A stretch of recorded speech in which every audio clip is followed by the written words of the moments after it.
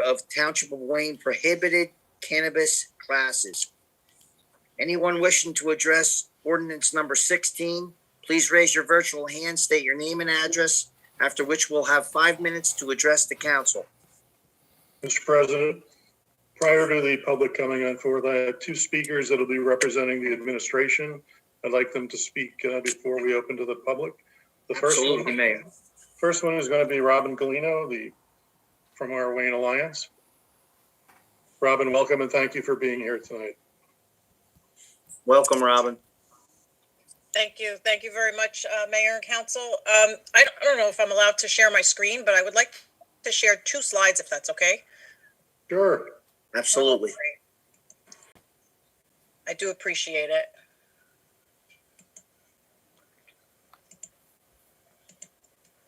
I promise you they'll be brief. There's 2 things I want to talk about tonight, and as I said, I promised to be brief, so let's bring this up on the screen. I want to talk about the differences of marijuana then and now, because we do have a lot of questions about it, and I do wonder if everybody is aware. And you can't see my screen, can you? Not yet. I thought I was so fancy.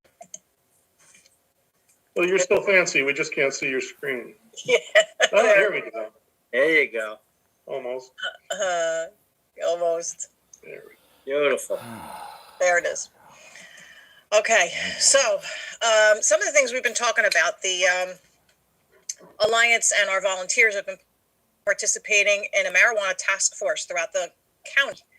And we've been talking about things having to do with THC being so different than it was decades ago. So one of the things that I'd like to address is, I don't know, I mean, the Wayne Alliance is all about health, and we want to make sure that no one is misusing alcohol, drugs, anything that is dangerous to your body. But some of the things that have been talked about that, yeah, we all know that 60% of the people, it's all over the news, 60% or more voted for legalizing marijuana. But did they know what they were voting for? I would like to know. And what do the other 40% know that those 60% didn't?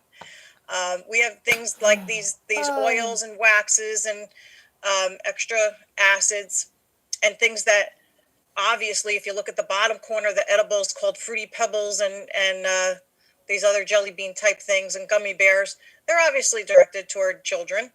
But beside that, we also have the elderly that are interested in, they want to feel better. Of course, they want to participate in something that seems fun or something that seems like it would be, once it's easy to get, something that would be interesting for them to add to their life. They may not know the differences in the dosage. There's no dosage on any of this stuff. So now you have something called, one of the 5 great reasons why people are actually brought to the hospital is something called acute intoxication.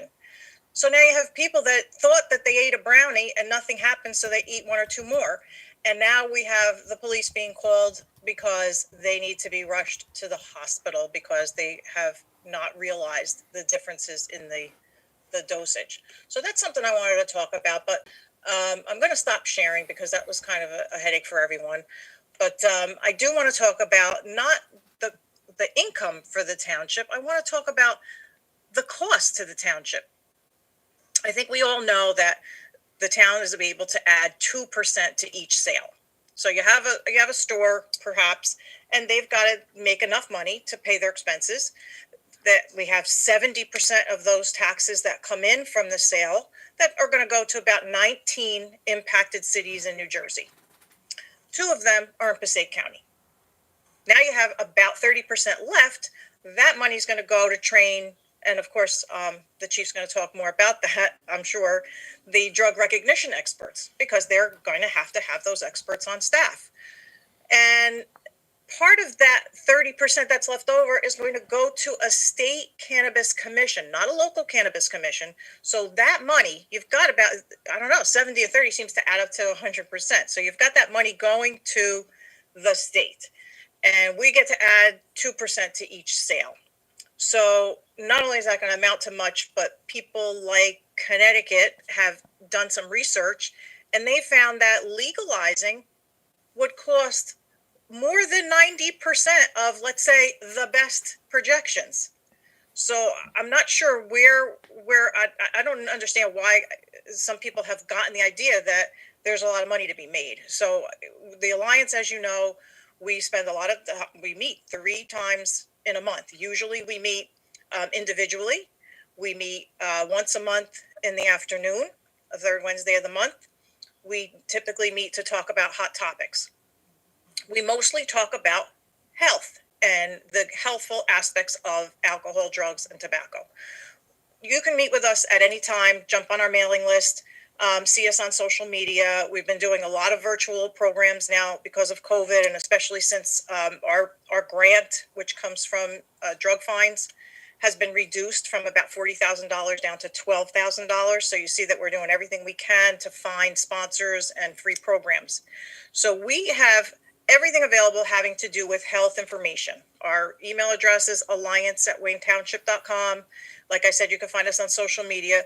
But tonight, what I'm asking the mayor and council to consider is not so much what the income is, but what the cost to the community will be.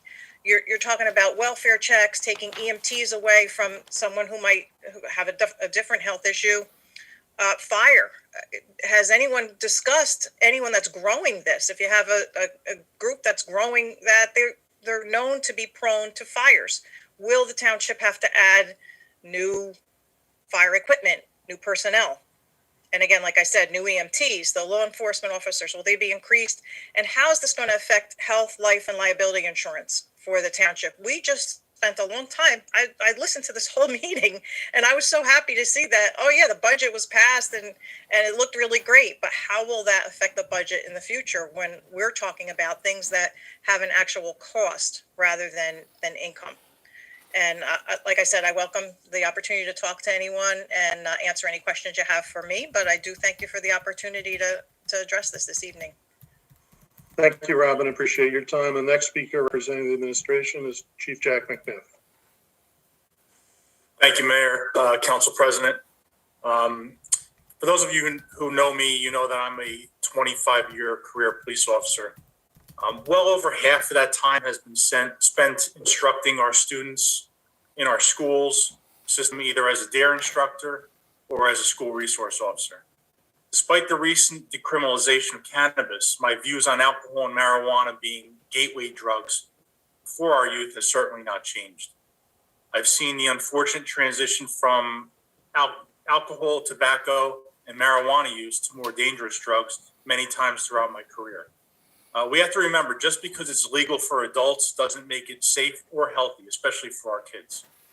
As the chief of police and a parent, I was truly disturbed to see that the state of New Jersey decided to criminally penalize police officers for notifying parents that their child was even utilizing alcohol or marijuana while underage. The March 26 legislative changes now allowing police officers to make those notifications to parents and guardians is definitely a step in the right direction. However, myself and members of the Wayne Police Department still have significant concerns about the overall effects this cannabis decriminalization will have on our township's youth. As the chief of police, and more importantly, as a parent and Wayne resident, I applaud Mayor Vergano and members of this council for introducing an ordinance banning cannabis dispensaries in Wayne. I see this as an important step in helping to protect our most valuable asset, which is our children. Dispensaries opening up within our borders, and especially near our schools, have the propensity to essentially become attractive nuisances to our teens, making their acquisition of cannabis, which is still not legal for those under 21, even easier.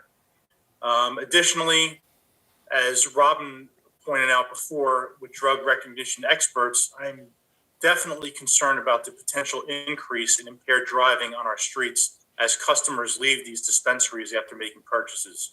We as a police department have already seen an increase in marijuana use inside motor vehicles since the recent decriminalization.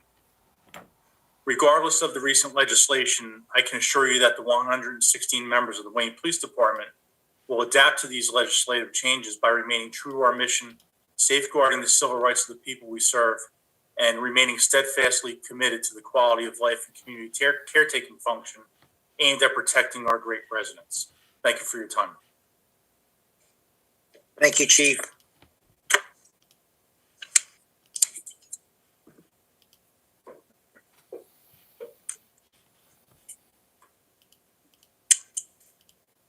Council President. Also, for the record, I just want to point out, as required by law, this ordinance was referred to the planning board. The planning board reviewed it, and they found it consistent with our master plan, and they made no recommendations or modifications to the ordinance. Thank you, Paul.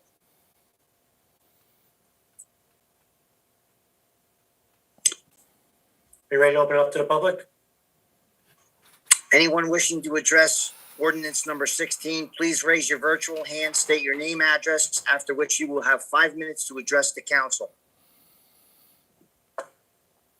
Mr. Frieswick? Yes, thank you, Mr. Margiotta. Jim Frieswick, 1212 Summerhill Road. I don't use marijuana, never have. I don't drink alcohol. I quit drinking 8 years ago. I don't smoke cigarettes or use tobacco. I quit smoking 28 years ago. But I did vote in favor of legalizing marijuana in the state referendum because I'm an attorney and I was persuaded by the argument that we really had to decriminalize marijuana. It shouldn't be a criminal justice issue. It's a health issue. I have no doubt that smoking marijuana is not good for your health. No doubt about it.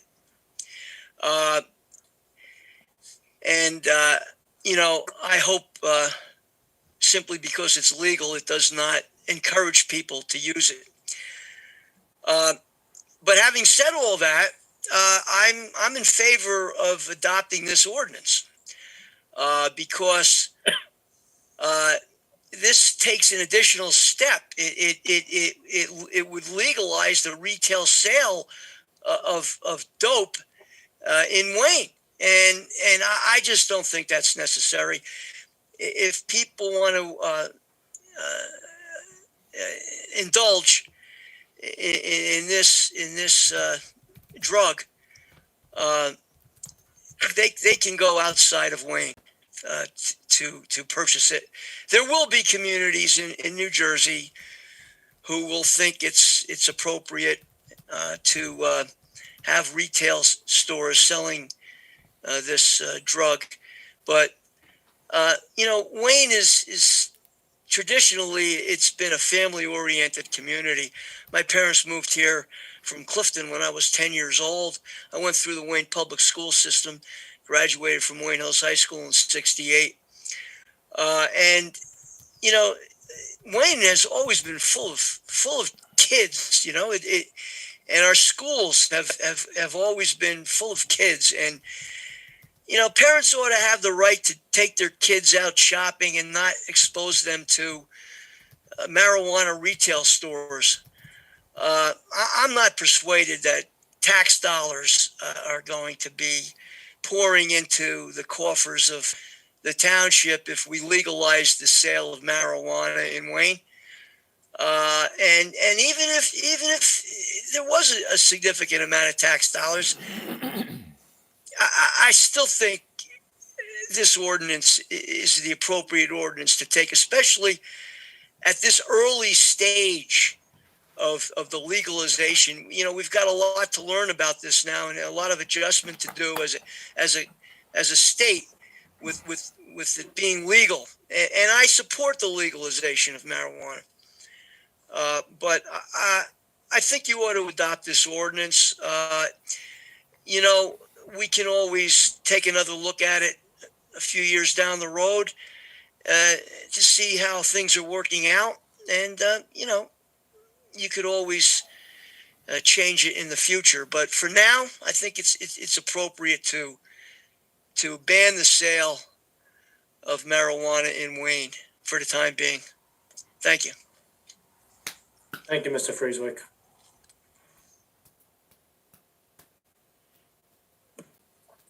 Mr. Pennington.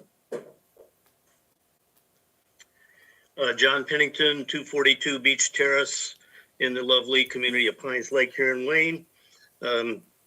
Just wanted to, I'm speaking mainly because I think that I don't usually announce my political party, but I want to announce it tonight. I'm a Democrat. I have been for 5 years. Before that, I was an independent. And I want everyone in this township to realize that Democrats are divided on this issue. I come down in favor of this ordinance. I wasn't against legalization, but people have made excellent points. We should proceed with caution. We may not know what we got. We should find out. That's not only for our own health, that's for the health of our young people. All these things are dangerous, tobacco, alcohol, and pot. But in terms of what's most dangerous from the three of them to young people, pot is, because their mind isn't ready to deal with that kind of thing. And I think everybody knows that, and that's a reason we should be especially careful. One last comment, if somebody is going to make a financial argument for it, say the numbers, because I don't think you'd have to sell like $50,000 a pot a day to have it really make an income to this township or something. I don't think, that's a huge thing. The other point is, if you're going to accommodate this in the township, our present zoning laws would allow people to set up this shop virtually anywhere that's zoned commercial. So if we do decide to change our mind in the future after education and understanding and improvement in the law, I would think we would want to zone and limit where such an establishment could be. And that takes time and planning as well. Thanks very much. Thank you, Mr. Pennington.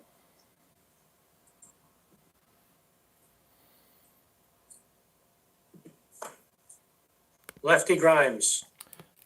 Good evening, Council. I'm with sativacross.org. We're a 501c3 here in New Jersey. Would it be possible for me to be seen, please? No, it's not possible, Mr. Grimes. Um, Can you just give us an address too?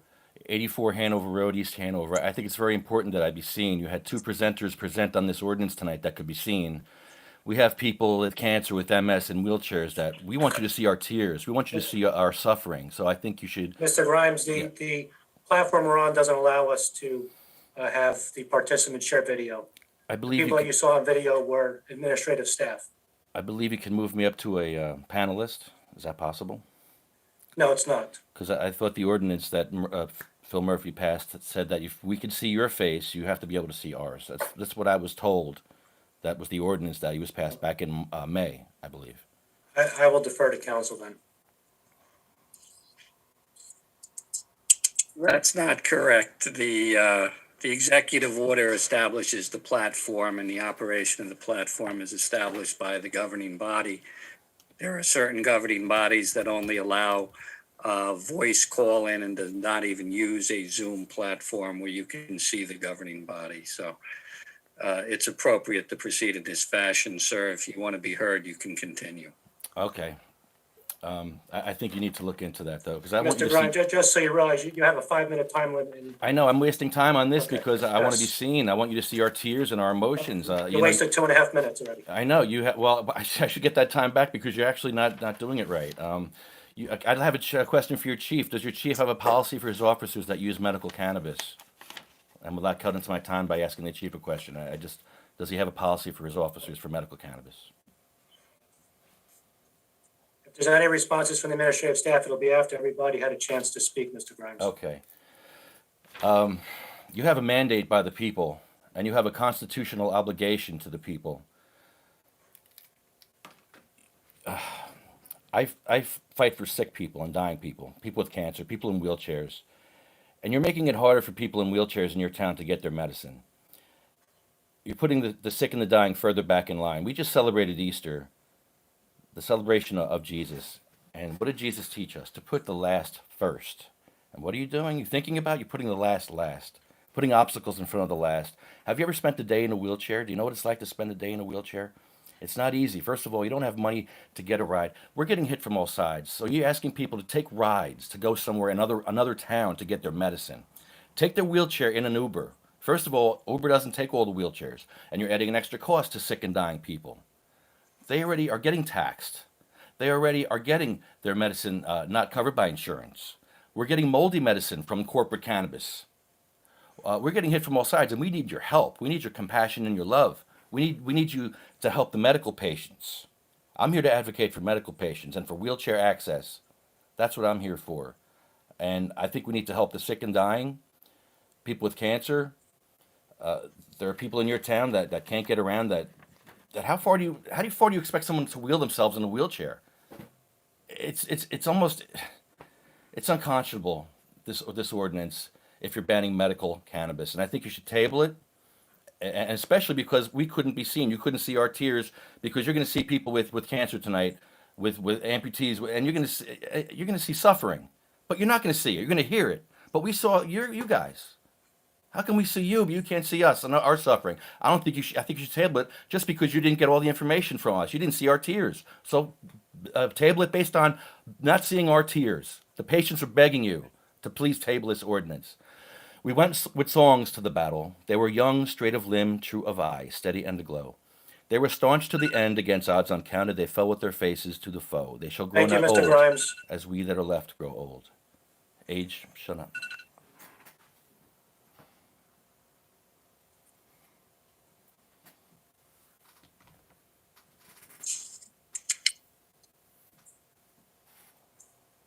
Ms. Bodker?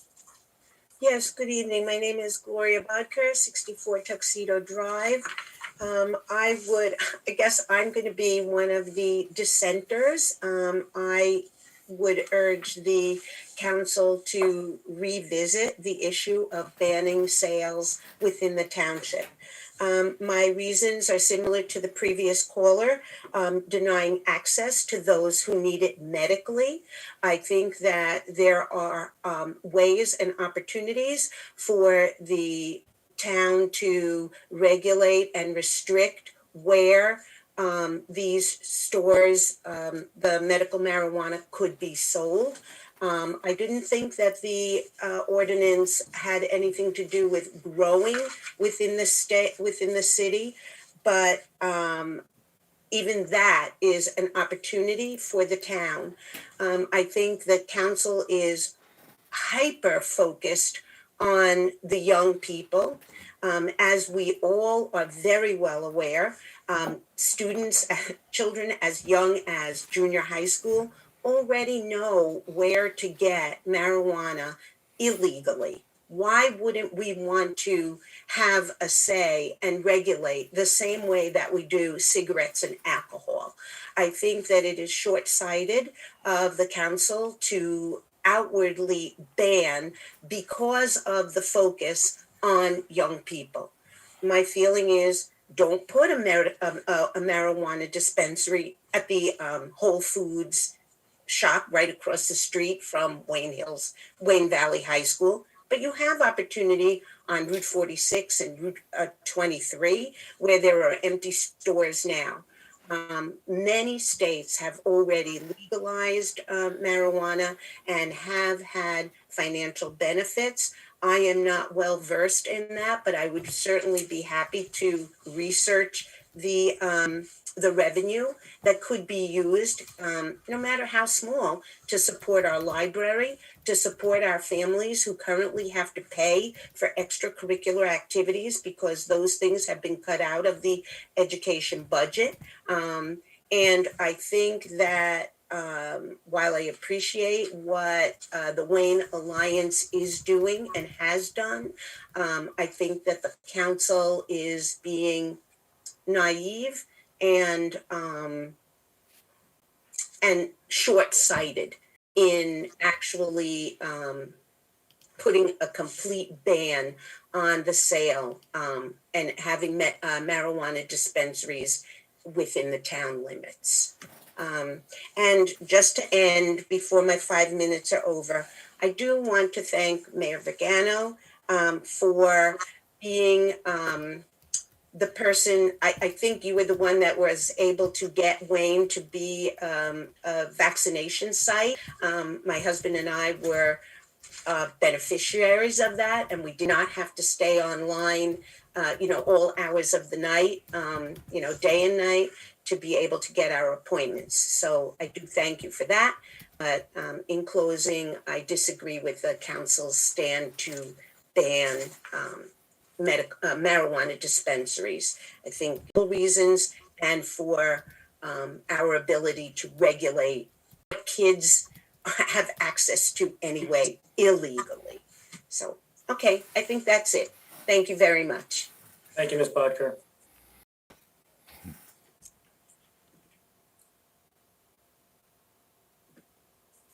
Mr. Carr? Hello, it's actually Mrs. Carr, Jennifer Carr, 7 Coventry Road in Wayne. And I am actually, as the previous caller said, I'm one of those hyper-focused people on young people. And the reason for that is because I have 3 children, 3 young children growing up in Wayne. And that's why I'm calling. I'm calling as a member of the Wayne Alliance, but more importantly, I'm calling as a parent in Wayne. And I want to applaud Mayor Vergano and the town council for their efforts to keep stores that sell marijuana out of Wayne. I agree with the ordinance to ban cannabis dispensaries in Wayne. And I think that we can look at states that have already legalized marijuana to learn about the effects that this can have on our state and on our town. If we look, I'm very concerned about, the once they purchase marijuana in town and get high and then drive away. If we look at Colorado, there was a 32% increase in marijuana related traffic deaths after they legalized it. You look at Washington State, the same. And you look at the youth usage, the message that we're sending kids now that it is legal, it's okay. I agree 100% that it is a gateway drug. And, what's happening in other states that have legalized it, where they market to kids with the pot gummy bears. And, I fear what's to come in New Jersey. And I just want to thank everyone for their efforts to, at least for the time being, keep it out of Wayne. I agree with Ms. Galino, the profits, if you do your homework, there's really not going to be a lot of profit from this. And even if there was, it's just not worth it. It's not worth it for our kids and adding more temptation for them. Thank you. Thank you, Mrs. Carr.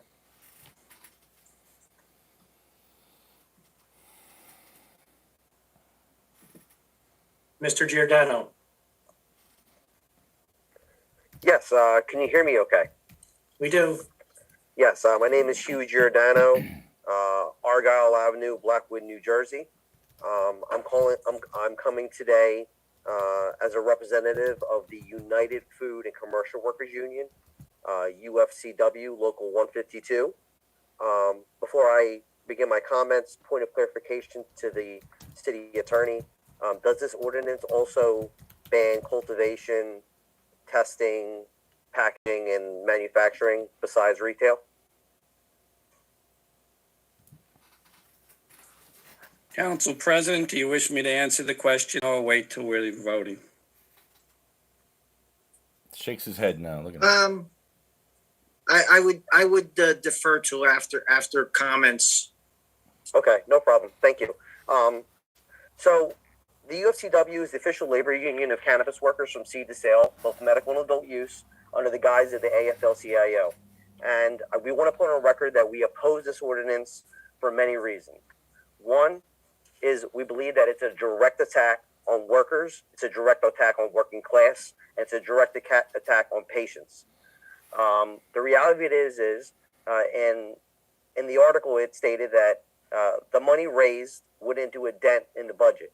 Well, the reality of it is that the money raised helps the working class and takes it so that no more money comes out of their pocket within other taxes. So it does help. People live paycheck to paycheck in Wayne. If you look at the stats in Wayne and the census, it says that there's a $30,000 disparity, $30,000 a year disparity within male and female earnings. And why do I say this? 60% of the population within Wayne are of working age, which means that this ordinance blocks the opportunity to create good living wage jobs. These jobs, New Jersey created this law and put great labor standards in it. This is not a Democrat or Republican issue. This is a working class issue. There's plenty of people on both sides that are pro labor and voted for this bill. And this bill creates good jobs. And what Wayne is doing today is blocking those good jobs. The reality is that there'll still be delivery to your town no matter what. So you'll be losing out on the revenue. So cannabis will be in your town whether you like it or not. It's here. And these jobs could be created that have healthcare, dental, vision, retirement, 401k. Also, within the bill, these facilities will be built from seed to sale using union labor. Building trades, by voting this ordinance, you are attacking IBEW, the carpenters, the electrician, the steam fitters, and other building trades groups that directly will be manufacturing and building these facilities out. The other thing is that the adult use market is very regulated. All of the products are labeled and are not put out that way. The illicit market, which is out there from the drug dealer, is the pusher who doesn't label it. All the workers in there are well trained, and I take real offense to folks who believe that this stuff will go out the door. Do we look at people that deliver the union members who deliver alcohol? Do we look at them with despise? Do we see our union members delivering alcohol and giving it to children? No. Why? Because they have good wages and benefits. I would also like to say that because these dispensaries also, they are regulated to the effect of, especially the medical side, where they provide assistance, where they teach patients how to take their medicine. It's a process to get your card.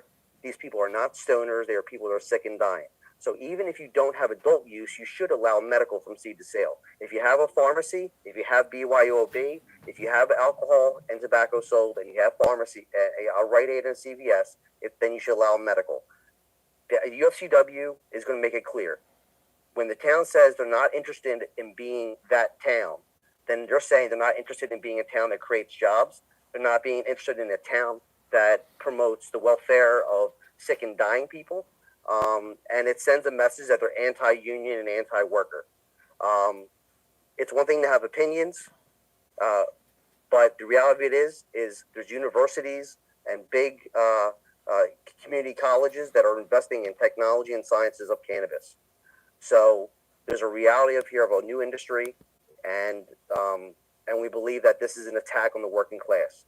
So the UFCW, International Union, and the locals within New Jersey oppose this and believe that you should vote no and table it. And thank you, Councilwoman Ritter, for standing up and having the courage to oppose the mayor's agenda up here of attacking the working class. I appreciate that, and the UFCW and their members appreciate that. Thank you. Thank you, Mr. Giordano. Okay.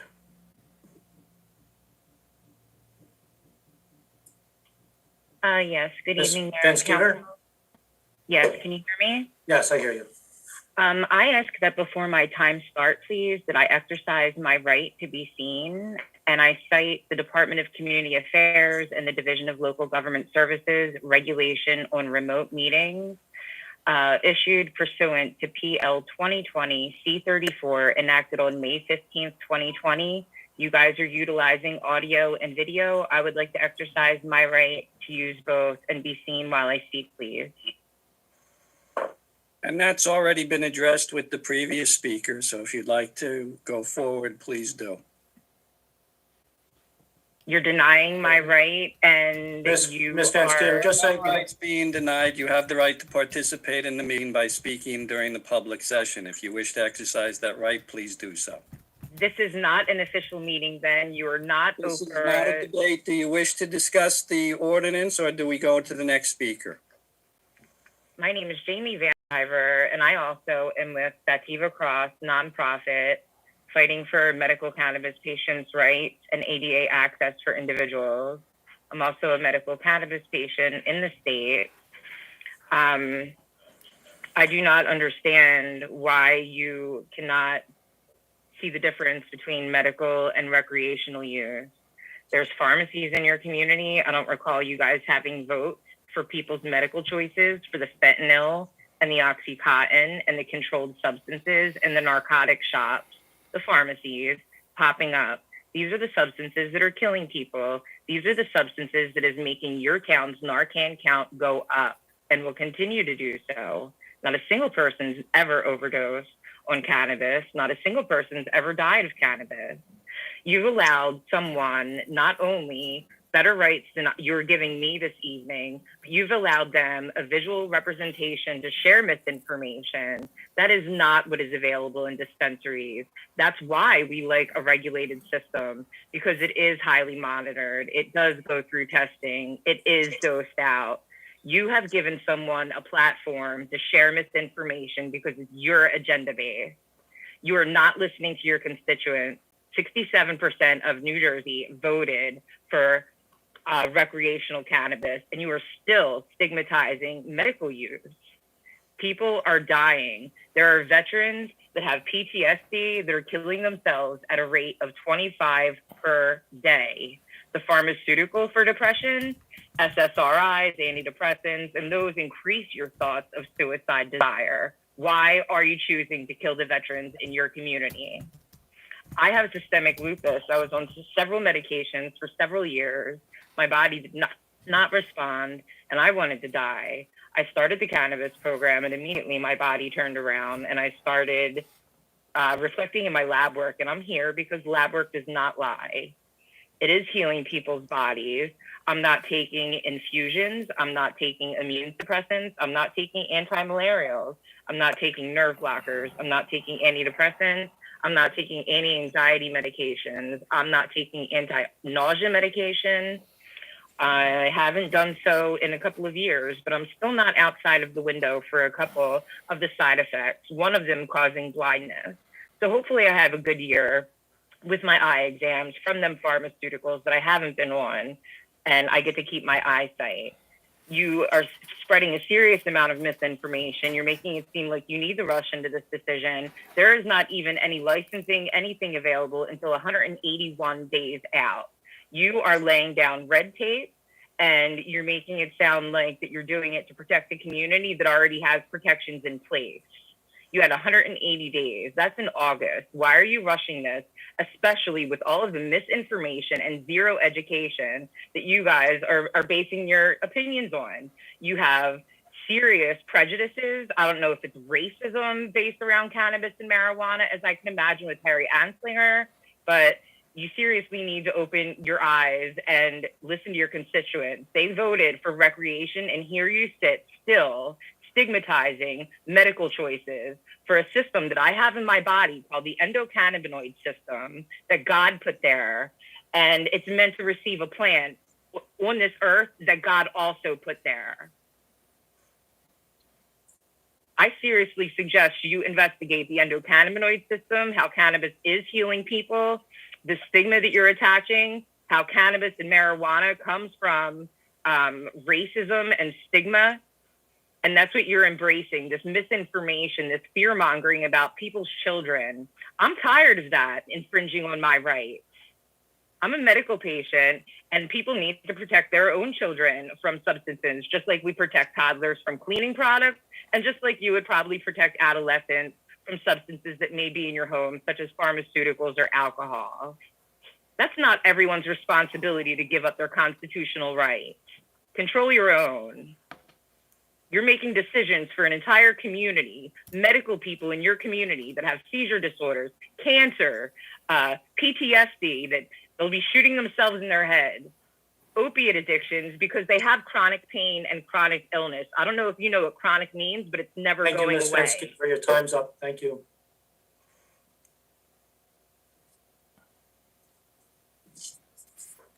Mrs. McGuire. Hi, my name is Dolores Mcguire. I'm from 11 Shawn Court. I am in favor of the town passing an ordinance to ban marijuana sales. I personally don't believe that 60% of the people who voted for marijuana thought through the consequences. People don't realize how it will impact our community, especially our youth. There are other reasons why marijuana would not be good for Wayne, but I'll focus on the youth. Marijuana that will be sold is not only to be used for smoking, but also as edibles. Big marijuana industry and their corporate greed will target our youth. They will sell and market products like cereals with names like Cap and Munch and Fruity Loops, candies with names like Kit Kat, Nerds, Sour Patch with wrappers and pictures that appeal to kids. How about soda with pictures on cool pictures on the bottle? The bottle. These products will give Big Pharma lifetime customers. Look at Big Tobacco and how it was promoted and marketed as safe. They marketed candy cigarettes to kids. How did that turn out? I feel that many people who voted for marijuana may have thought that marijuana today is the same as it was in the 70s, but today's marijuana potency is so much higher. Today's THC, the psychoactive chemical in marijuana, is very different. It has a very high potency and can cause addiction, mental illness, violence, and many social and health problems in some people. The New Jersey Council of Child and Adolescent Psychiatry Policy Statement on Marijuana states there's a lack of public awareness and education around the negative effects of marijuana use and abuse that needs to be addressed. There are particular risks for children and adolescents whose brains are still developing. The use of marijuana, particularly in adolescents, is not only the risk of addiction to marijuana, but also the risk of addiction to other substances. On March 29th this year, an explosive study published in the journal JAMA Pediatrics and conducted by prominent researchers at the National Institute of Health, including the head of the National Institute on Drug Abuse, found that teenage marijuana users aged 12 to 17 have double the prevalence of a use disorder, addiction, than nicotine, alcohol, and in most categories, users, even prescription drugs, drug misusers. The addiction rate was as high as 20% among those who had used more than 3 years and double the rate of alcohol in all categories. I personally don't feel that the small amount of revenue that Wayne may receive is not worth the harm it will cause for our youth by sending a message that Wayne allows marijuana stores, so it must be okay. I would rather lose revenue to another town than expose our youth to the wrong message. There are more problems associated with marijuana. So for anyone that wanting to be educated on the problems with marijuana, there are many websites you can go to. One of them is Learn About Sam. It was started by Kevin Sabet, who was a senior drug policy advisor to President Clinton, Bush, and Obama. And there's nothing partisan about him. Also, look up the legalization of marijuana in Colorado, the Impact 2020.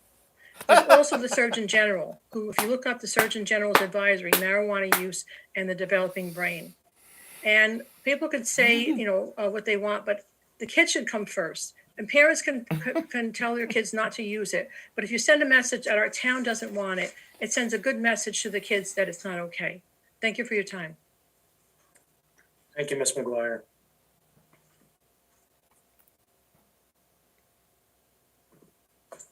Mr. Nolan.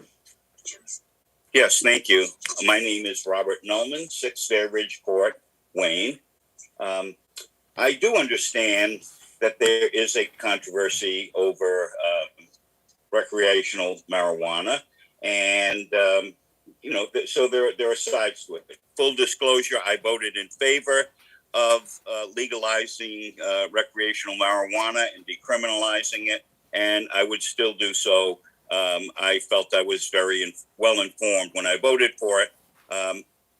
Understand that it's going to be regulated exactly the same way that alcohol is regulated. It won't be perfect, but now I am especially sensitive to protecting our youth from underage alcohol consumption, over underage drug use, whatever. I do so as a parent who lost a 22-year-old son to a drunk driver years ago. And so I really do get the fact that we want to protect our kids. I don't think that's the issue when it comes to the legalized, controlled sale of recreational marijuana. But I will say, I do understand that there can be two sides to it. And some of you have taken the opposite position, and I understand. what I don't understand is why you have painted this thing with such a broad brush. You've heard a lot of comments about medical marijuana. I think you should understand that there is a distinction. If you want to be against recreational marijuana sales in Wayne, so be it. But I don't understand why you would be opposed to medical marijuana being sold in Wayne. Should I assume that if you had the power to do it, that you would restrict pharmacies from selling OxyContin and other opioid medicines that are prescribed legally by a doctor? And I think you should consider that. So I think that you, for the majority of you, in voicing your dissatisfaction with the fact that 60% of New Jersey voters approved the legalization of marijuana for recreational purposes, I think you are overreacting when you say that this ordinance also includes the sale and distribution of medical marijuana under the strict rules, just like other controlled substances. I think you should be more open to the fact that medical marijuana has proven to be a very sound and viable treatment. And to say that Wayne, I don't think anyone would say Wayne is now one of that kind of town when we're talking about medical. I have many friends who have used medical marijuana to great advantage to relieve pain.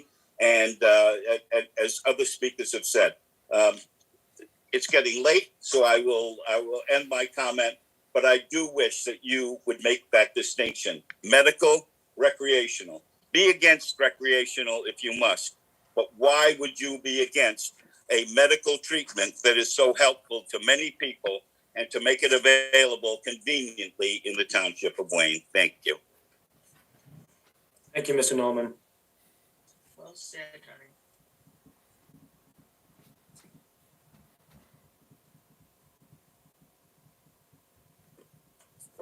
Marcia? Hello, Marcia Diljak, Kukin Court. The mayor has stated that if 60% of Wayne residents who voted to legalize cannabis were polled, they would not vote for it today. I respectfully ask how you can make such a broad statement. Have you asked Wayne residents for their input? And several council members have also said they don't want Wayne to be that town. Quote, could you clarify what you mean by that town? Some council members also say that they have traveled and they have seen cannabis establishments. If so, then you know that the establishments adhere to strict management standards. Upon entering, everyone is required to show their driver's license to verify their age to a guard at the entrance. No minors are permitted in the building. All products are displayed in secure, locked cases that can only be accessed by the staff. There is no smoking or imbibing in the building or on the grounds outside. The establishments are clean, well lit, neat, and staffed by professionals. Finally, at the last council meeting, the mayor stated that he received multiple offers from establishments, but he turned them all down. How could you turn down inquiries from companies before the ordinance was brought forward or discussed? Where is free enterprise? These are businesses that will provide a revenue stream for Wayne. How do you decide which businesses are acceptable? Shouldn't that be a joint discussion with the town council with input from residents?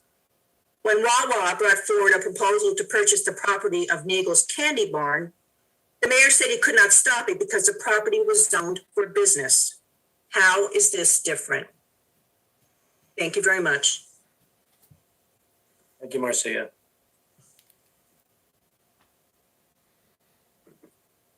Mr. King? Good evening. My name is Jeffrey King. I'm at 24 Elizabeth Parkway in Eatontown.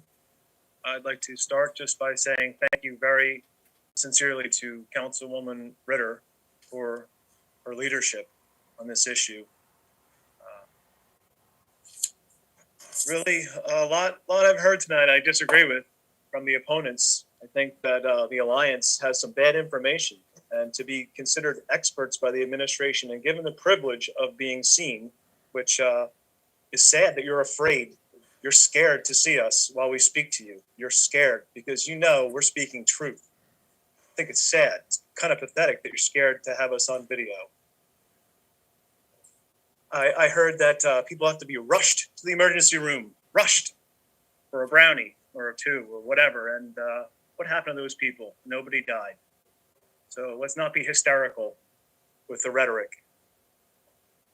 Talking about products that are marketed to children. Have you been in a liquor store and seen all the colorful stuff in there? I bet you in your liquor stores, there's colorful, fun cartoons because it's in all the liquor stores. Where's the outrage? Where's the anger? The minuscule amount of money that cannabis taxes would bring in, so useless. You can just lay off employees and not worry about your payroll or your budget because you don't need that money. But alcohol, that money is great. Let's take all the money from all the alcohol sales. Let's just pump that up because kids apparently do fine with alcohol. Marijuana is the end of the world for children, but alcohol is cool, I guess. I don't know. It's implied in the way that you speak your rhetoric. It's really out of balance. It's out of whack. It's obviously the administration has their mind made up and closed tighter than a steel trap. And it's so sad because medical marijuana can help so many people. And to turn your back on patients is just devoid of compassion. It's cruel. It's heartless. It's disgusting. To call marijuana a gateway drug is so erroneous. It's sad that you have law enforcement officials saying that in your town. It is an exit from opiates. It helps people get off of opiates, and that is a condition that is eligible under the state of New Jersey's guidelines. Saying, oh, we're going to have dope in town. You already have dope in town at your pharmacies. Fentanyl, you have addictive, horrible pills, and that's okay. That's fine. Hey, let's have more of that. I don't understand. I heard that marijuana makes people violent, but I thought it made people lazy. Which is it? Just whichever is convenient so you can paint people negatively? How many people suffered under the racism? And you're just pushing more of that same garbage, nonsense, propaganda. We saw this movie 70 years ago in the 50s, Reefer Madness, and here we're still seeing it. So sad. I wonder, do all of your police have body cameras? Because that would be a good way to spend some of the revenue. I wonder if your chief supports S2056. He's got his opinion on marijuana. I wonder what his opinion is on reforming police practices in the state of New Jersey. Because it's not just take, it's give and take. Your leadership is very poor. It's very sad. Not the kind of town that I want to be near. Really horrible.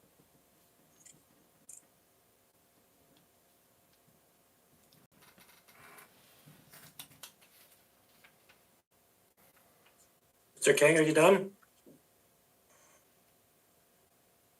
Mr. King? Thank you. Thank you.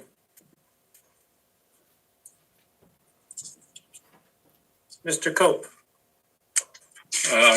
John Copp, 52 Lake Drive, East Wayne. Couple of things. I don't really want to get into the drug aspect. What I wanted to get into was the state of New Jersey hasn't even finalized its protocols at this point in time. The idea that there will not be any sales until sometime about a year from now is widely held in the state of New Jersey. They're still forming their commission, and I think you're being a bit premature in trying to push this ordinance without knowing full well what the state of New Jersey is going to come forward with as their final result and as their final recommendation from their commissioners. So my suggestion is take this to the table, wait a while, see what New Jersey puts forth, and then revisit the whole topic. Now, I do have a little bit of a problem with one thing that I did see here tonight, and that was Miss Gelino.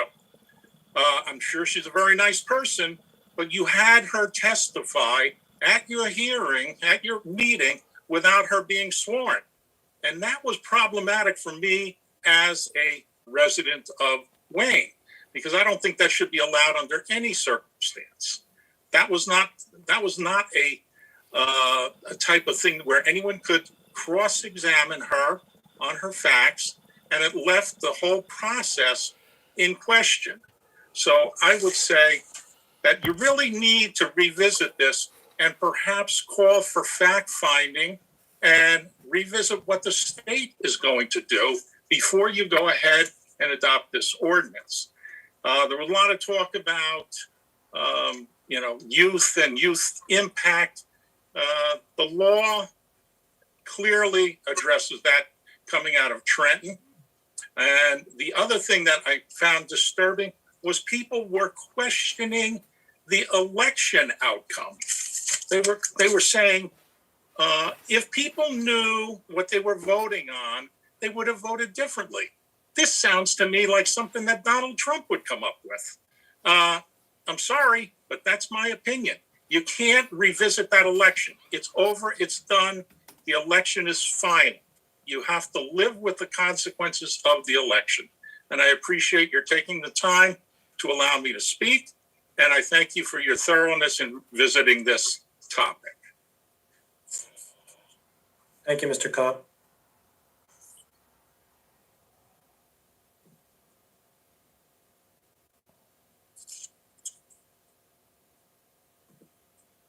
Mr. Balzani?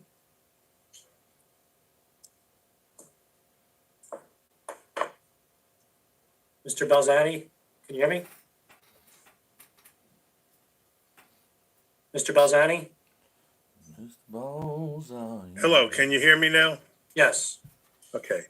My name is Dr. Henry Balzani. I was a pharmacist, a physician, an OBGYN, and I've studied and worked with marijuana since 1970. I've worked with the people who were substance users. I've seen the effect of all the different drugs that are out there. The use of marijuana now reminds me of the Wild West days of tobacco, when you had physicians telling people, smoke Camels, they're good for you, etc. People talk about marijuana as one product, but there are so many different products. We do not understand all the ingredients that are involved with marijuana. They're coming up with new THCs, they're coming up with new CBDs, and there's thousands and thousands of combinations between the strains to produce different amounts of THC and CBD. As people have said, the amount of THC in the 60s was about 4%. Now we're talking about the average cigarette or so is about 28%. And when you talk about some of the concentrates, they are up to 95%. Now, yes, there are people that wind up going to the emergency room because they wind up naive users who use these concentrates at 95% and then have a psychotic-like reaction because of it and do have to be rushed to the emergency room. Now, there is, with the Farm Bill that opened up hemp and CBD became the drug that could cure everything. You put it on your skin, you topically, you drink it. It cured everything, but I think in the future, in 5 or 10 years, there will be a number of drugs that are specific for particular things like pain and sleep and anxiety that we will understand better. Right now, it's kind of the wild, wild west. Now, one of the big problems I have that people say, oh, we're talking about children too much. Okay, so I'm an obstetrician. What happens when the mother marijuana during the whole pregnancy. There are studies now that are proven that this affects the maturity of the child's brain. And you can't do a little marijuana because it is fat soluble, it stays in your system, the metabolites stay there. So even a woman smoking once a week and pregnant, that's going to affect the child's brain, the myelination, the plastic coating that covers the wiring and connects the brain. So that child is going to be slower. Okay, this is a big problem. DIFAS can't come in and complain the hospital can't call DIFAS to complain that, I have a patient who's using marijuana. DIFAS cannot do anything until there is live child. There is no abuse until there is a live child, and that scares me very much.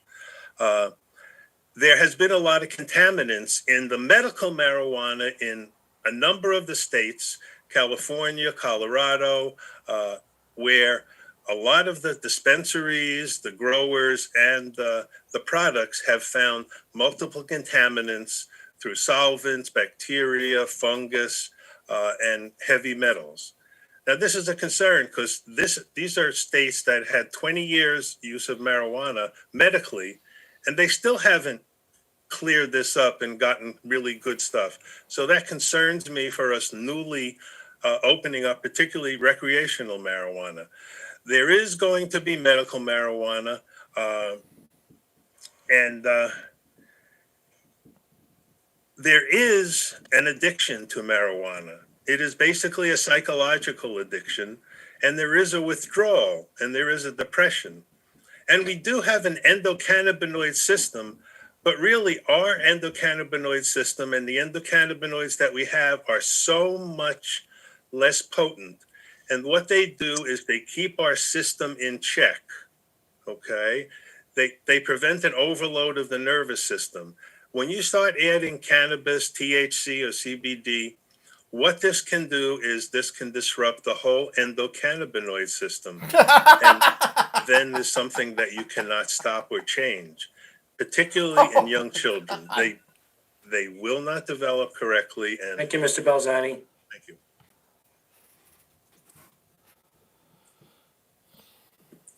Ms. Markowitz? Yes, I'm just listening to all of these discussions. Name and address for the and- record, please, Ms. Markowitz. Oh, I'm sorry. June Fisher Markowitz, 15 Bobolink Court. I've been listening all night. I'm a very naive person. I do not have exposure or experience with marijuana, but I do know people who are ill or in pain who really could benefit from medical marijuana being in town. I totally understand the fear about having a recreational marijuana dispensary. I also think that if you are assuming that by not having that dispensary, you are going to protect your children in some way from getting marijuana, I think that's a very naive way to look at it, because the kids in high school and even junior high know how to get marijuana if they want it. They can get it illegally. They know people to get it from, and they know where to get it. So I don't think that that is a valid reason for not opening a dispensary, because they're going to get it anyway. We've had that issue since the 50s. Marijuana is very attractive, just like alcohol is very attractive to our young people. So please don't use that one as the excuse, but please think about the people who could use it in the sense of medical marijuana. I had a friend who needed it, and it was illegal. So she did get a prescription for it. It took her 6 months to get a prescription for it. Once she got it, she had to go to Montclair. She had to park the car. She had to walk. She has bad legs. That's why she wanted the medical marijuana. It was very, very difficult. So there is a need for people to have pain relief and to have medical marijuana for autoimmune issues. That was never addressed. You are only talking about recreational. Please think about the other residents who could possibly benefit from medical marijuana dispensary. And also, please rethink your idea that you're going to be protecting your kids, because your kids are going to find it, which is what they're already doing. Thank you. Thank you, Ms. Markowitz.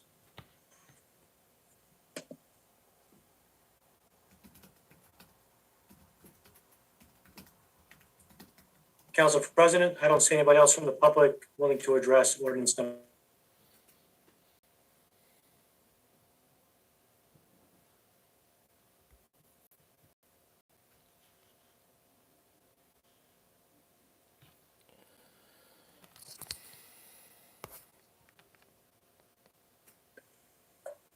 Moved by Councilman Bezay, second. Second. Second by Councilman Verano. Discussion? Councilwoman Ritter. Thank you, Council President. I want to thank both sides, pro and con, for speaking out tonight. Very informative on both sides, whether you agree with what was proffered or not. I just want to remind people that the state law for legalization is for adult use cannabis. So, a lot of attention has been paid to the kids, and I'm sympathetic. I have two high schoolers here in Wayne, but let's know that if we had an ordinance, or if we allowed for the sale of cannabis, adult use cannabis, and obviously medical cannabis in Wayne, we would be able to regulate the time, place, and manner of distribution, just like we do for alcohol. And many speakers have said that here tonight, and I agree with that wholeheartedly. When you talk about the zoning aspect of it, I know in the last meeting, folks were led to believe by some of my colleagues here that, if people know what they were voting for, you would be getting a lot of, kind of buyer's remorse, not in my backyard, when we do know now that the ordinance, the state allows for municipalities to restrict zoning, such as for Wayne. If we were to do that, we would be able to have a dispensary on 23 and not in Preakness Shopping Center, where all our, where we do find alcohol establishments and liquor stores. When we speak of attractive nuisances near schools, so we know that Preakness Shopping Center is just one example, because it's in my ward, is in very close proximity to Wayne Hills High School. But having said that, again, the alcohol sale in Wayne is regulated in time, place, and manner, and there would be no reason to expect otherwise if we had a dispensary here in Wayne that could be on 23. And, that attractive nuisance factor would be severely mitigated. So, those are some of the practical reality is that the horse is out of the stable already. It's legal in the state.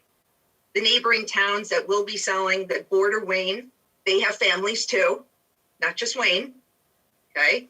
And they care about their kids, not just Wayne. As they're all adults, they have children, they care. But those towns have saw fit to allow for ordinances to regulate time, place, and manner of distribution, which is what Wayne can do.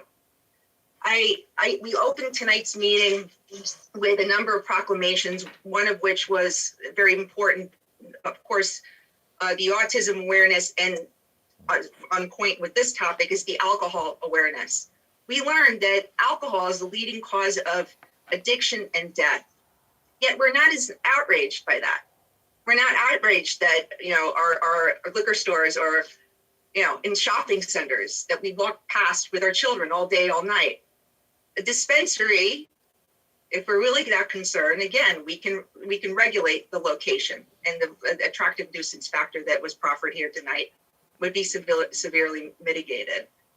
So, and one thing I just didn't pay enough attention tonight, tonight, I was really focused on the commercial aspect, but this medical use marijuana is to prohibit that sale is going to severely impact the folks in Wayne that have prescriptions and rely on that medical use cannabis. So the other thing is, back to the commercial aspect. I don't know about you. Well, my father, may he rest in peace, one of the things he used to say was, pennies when you find pennies on the floor, he would say, hey, why are you leaving pennies on the floor? That's money too, So to some of the speakers' remarks about good paying jobs and job loss in the township. Every dollar counts. So I'm going to just close by saying one thing, which is I'm going to propose that similar to the clothing bin ban, which was ridiculous and you knew it was and you withdrew it. I'm going to ask you guys, all of us, to strongly consider pulling this ordinance tonight and reconvening with a public forum in Wayne. I love the discussion coming from both sides of the issue. I think we could benefit on a special forum the way we do with affordable housing, but reconsider this one and allow the public to speak. That's all I have, Council President. Thank you. Councilman Verano. I can make a few points here, but I'm going to stick to one. The one point that I brought up at the first reading of this ordinance at our last council meeting, and that is the fact that this entire ordinance is reversible, right? If we pass this today and ban everything, all of the dispensaries, whether it's medical or recreational or growing, so on and so forth, we can come back a week, a month, a year from now and change our minds. Alternatively, if we don't take action and our window closes, as was put forth by the state, the way that this legislation was written, we're locked in for 5 years to that decision to not take action. So if you're managing a township or a business or anything else, why would you want to rush into a decision that hasn't been fully fleshed out by the state yet and not retain that optionality? It's poor management. It's poor decision making. It doesn't make sense from any angle that I can consider it at. So from my perspective, I'd rather take action now, retain the option to change my mind for any reason at any time, rather than be locked into this decision for 5 years. And point blank, that's the answer. That's the reason why this ordinance should be passed tonight, and that's the reason why I'm supporting it. And I want to thank Robin from the Alliance. I want to thank Chief McNiff for coming on here and offering their perspectives. They're the boots on the ground. They're the experts in this field, and they work for the township. They see how this affects our residents, and they can project how it will affect the community and our residents going forward based on their personal experience, not from callers from out of state, from out of town that don't know how it is to live and to work in Wayne, to tell us what's right and what's wrong here. Thank you. Thank you, Councilman. Councilman Edmund. Thank you, Council President. Look, this is, to me, a complicated issue. I really think it's, I listen to Councilwoman Ritter and some of our residents, and I'm certainly persuaded by a lot of what they have to say. I listen to Councilman Verano, what he just said, and there's a lot of validity to what he just said, and also there's validity to a lot of the other speakers have said tonight. So I don't come before my fellow council members and the public as some expert in this field, but I just wanted to use the opportunity, I suppose, to open up my mind so the residents can get a sense of what I'm thinking here. And so what I'll start with is, when we had, for example, Dave & Buster's, great business come to town. I'm a big fan. I'm glad they're here. But when you walk into Dave & Buster's, what do you see, right? First of all, it's designed for children. It's a virtual amusement park in there for children. But in the middle of that entire childlike environment is what? It's a huge bar where all the adults are consuming alcohol. And so what I see with this is there's a real dichotomy or a hypocrisy, frankly, in how we're all looking at, marijuana versus alcohol and how we treat the two. And I do have an issue with that because, as some of the speakers said today, you're not overdosing on marijuana. Alcohol, I happen to think, and I think the science and the statistics would back it up, is worse. You have alcoholism, you have drunk driving, you have people, alcohol poisoning, teenagers who consume too much alcohol. They're in the hospital. Some of them die from alcohol poisoning. So I think we are viewing this as though the, marijuana or cannabis has some stigma attached to it, but yet we're more than willing to let liquor stores open up all over town. We open up bars with Dave & Buster's with that huge bar in the middle of where all the kids are. So, and I don't think we'd be having this conversation if we were talking about opening up a bar and a restaurant. And by the way, we shouldn't, frankly, because these are adult activities, and they're meant for adults. Children cannot walk into liquor stores. They can't walk into bars. And I think I know the same holds true for any proposed dispensary. You're not going to have children walking in and out of there. Now, with that said, I understand the concerns that are raised on the other side of the coin here. All right. Not everything is so black and white. I'm not sure that a lot of the public would be happy with having a dispensary in town, and I respect that. I do. So I don't really have all the answers tonight, and I'm weighing this out, and I really am having a difficult time reconciling it based upon what I've just laid out, and also particularly, a lot of elderly, a lot of people who are having a hard time physically. Medical marijuana serves a purpose for this segment of the population. The argument can't just be limited to how it may affect children. We're cutting out a significant part of the population that this issue pertains to if we ignore the medical marijuana aspect to it. So, I do have difficulty right now in which way I lean. I'm being as honest as I can be with you all and with the public. I don't love the idea of painting with such a broad brush and just outright banning what has now been legalized, mind you. And as a Republican, I'm a Republican. My philosophical view is that I want less government in my life. I don't want government telling me what, as a grown adult, what I can do, especially with a legal activity. I don't want the government dictating to me what I can and cannot do. So I am a bit torn on this. I don't think it's so simple of an issue here. I don't know if we can table it. I don't know if from the timing standpoint, like Councilman Verano just raised, if we're going to create a problem from a timing standpoint. I also do want to point out, and I think Councilwoman Ritter mentioned it, from what I understand, please correct me if I'm wrong, but we can limit the number of businesses that are allowed to operate as a dispensary in the town. Am I wrong about that? I mean, can we limit it to even one dispensary, or do we not have that ability? If this time period lapses, and like Councilman Verano said, we're locked in, are we not then permitted to limit the amount of businesses that can open up here in Wayne? I also understand, and correct me if I'm wrong, that we can limit the location, and I think Councilwoman Ritter touched on that, to only commercial areas.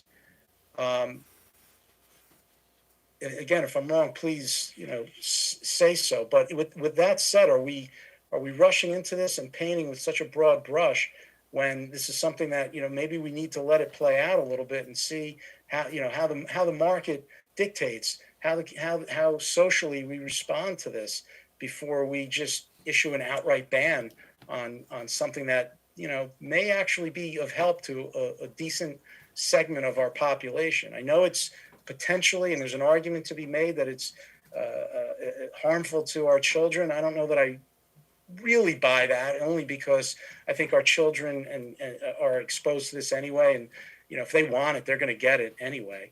But we need to be careful about isolating and alienating another segment of our society, and that's in terms of the medical marijuana and just adults legally participating in a legal activity. So those are my comments, and I will say goodnight. Mr. President. Councilman Scarali. Thanks, Mr. President. So it was an interesting evening, interesting discussion. Good night. I want to thank Robin Galino. Robin, the work that you and the Wayne Alliance have done over the years, your volunteers, your entire organization is unbelievable, really unbelievable. And if it's not the most important, it's among the top most important work that's done in this township. And I'm sure that it's impacted an unbelievable amount of lives in a positive way. I'm sorry that you were attacked tonight. I'm sorry that there were a couple of speakers from out of town, but take that as encouragement. Wow. Because sometimes you just have to listen to the people that are attacking you, and immediately it becomes clear to everyone that you're the one that's doing the right thing. I also want to commend Chief McNiff for his stance, and I agree with him. I've been around the block. I wasn't born yesterday. I've seen plenty of people that pot destroyed their lives, and I know it. So you could tell me any kind of story you want about your research and your statistics. I've seen it. And maybe somebody, like I said, who hasn't been around too long, they'll buy it, but I don't buy it. It's very also interesting to me. There's a lot of discussion about kids tonight, and there was animosity towards bringing it up. You know who brought the kids up first? These radicals in Trenton that passed this legislation that decided that police officers couldn't tell parents about their kids using drugs. They're the ones that started with the kids. Why did they do that? If this is all about consenting adults, if this is all about what adults are doing, how come you got the state government, elected officials, telling police officers that they can't tell parents about their kids using drugs? You ought to be very worried about that if you're a parent. Why did they do that?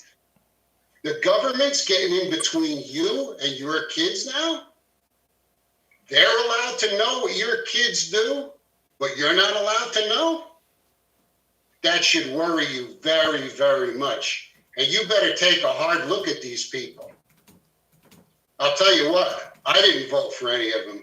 But if you did, you ought to be asking them some questions about that. And then all of a sudden, when they found out it was going bad for them, all of a sudden they decided they changed their tune. So it is about the kids because they said it is and they acted on it. So it is about the kids. And I have to laugh too about the money thing. Like this is going to be some big benefit. I've been around a lot, again, I said a long time. I remember where the lottery was supposed to save us. Benefits, education, and state institutions. Well, that was it. If we put the lottery in, our troubles are over. The government didn't like running numbers, arrested people for booking numbers and everything else until they decided to go into business and tell everybody that it was going to save them all kinds of taxes and pay for all kinds of things. Then the next thing was, no good running games until they decided that they were going to run casinos. And don't worry, if we have casinos and gambling and everything else, there's going to be plenty of money that comes in, and don't worry, it's going to lower your taxes. Anybody lower your taxes lately? It goes on and on and on and on. Joe, I don't mean to interrupt you, but yes, they did. The mayor. Thank you. The mayor, yes, the mayor. Thank you, Mayor. He's not involved in the lottery though.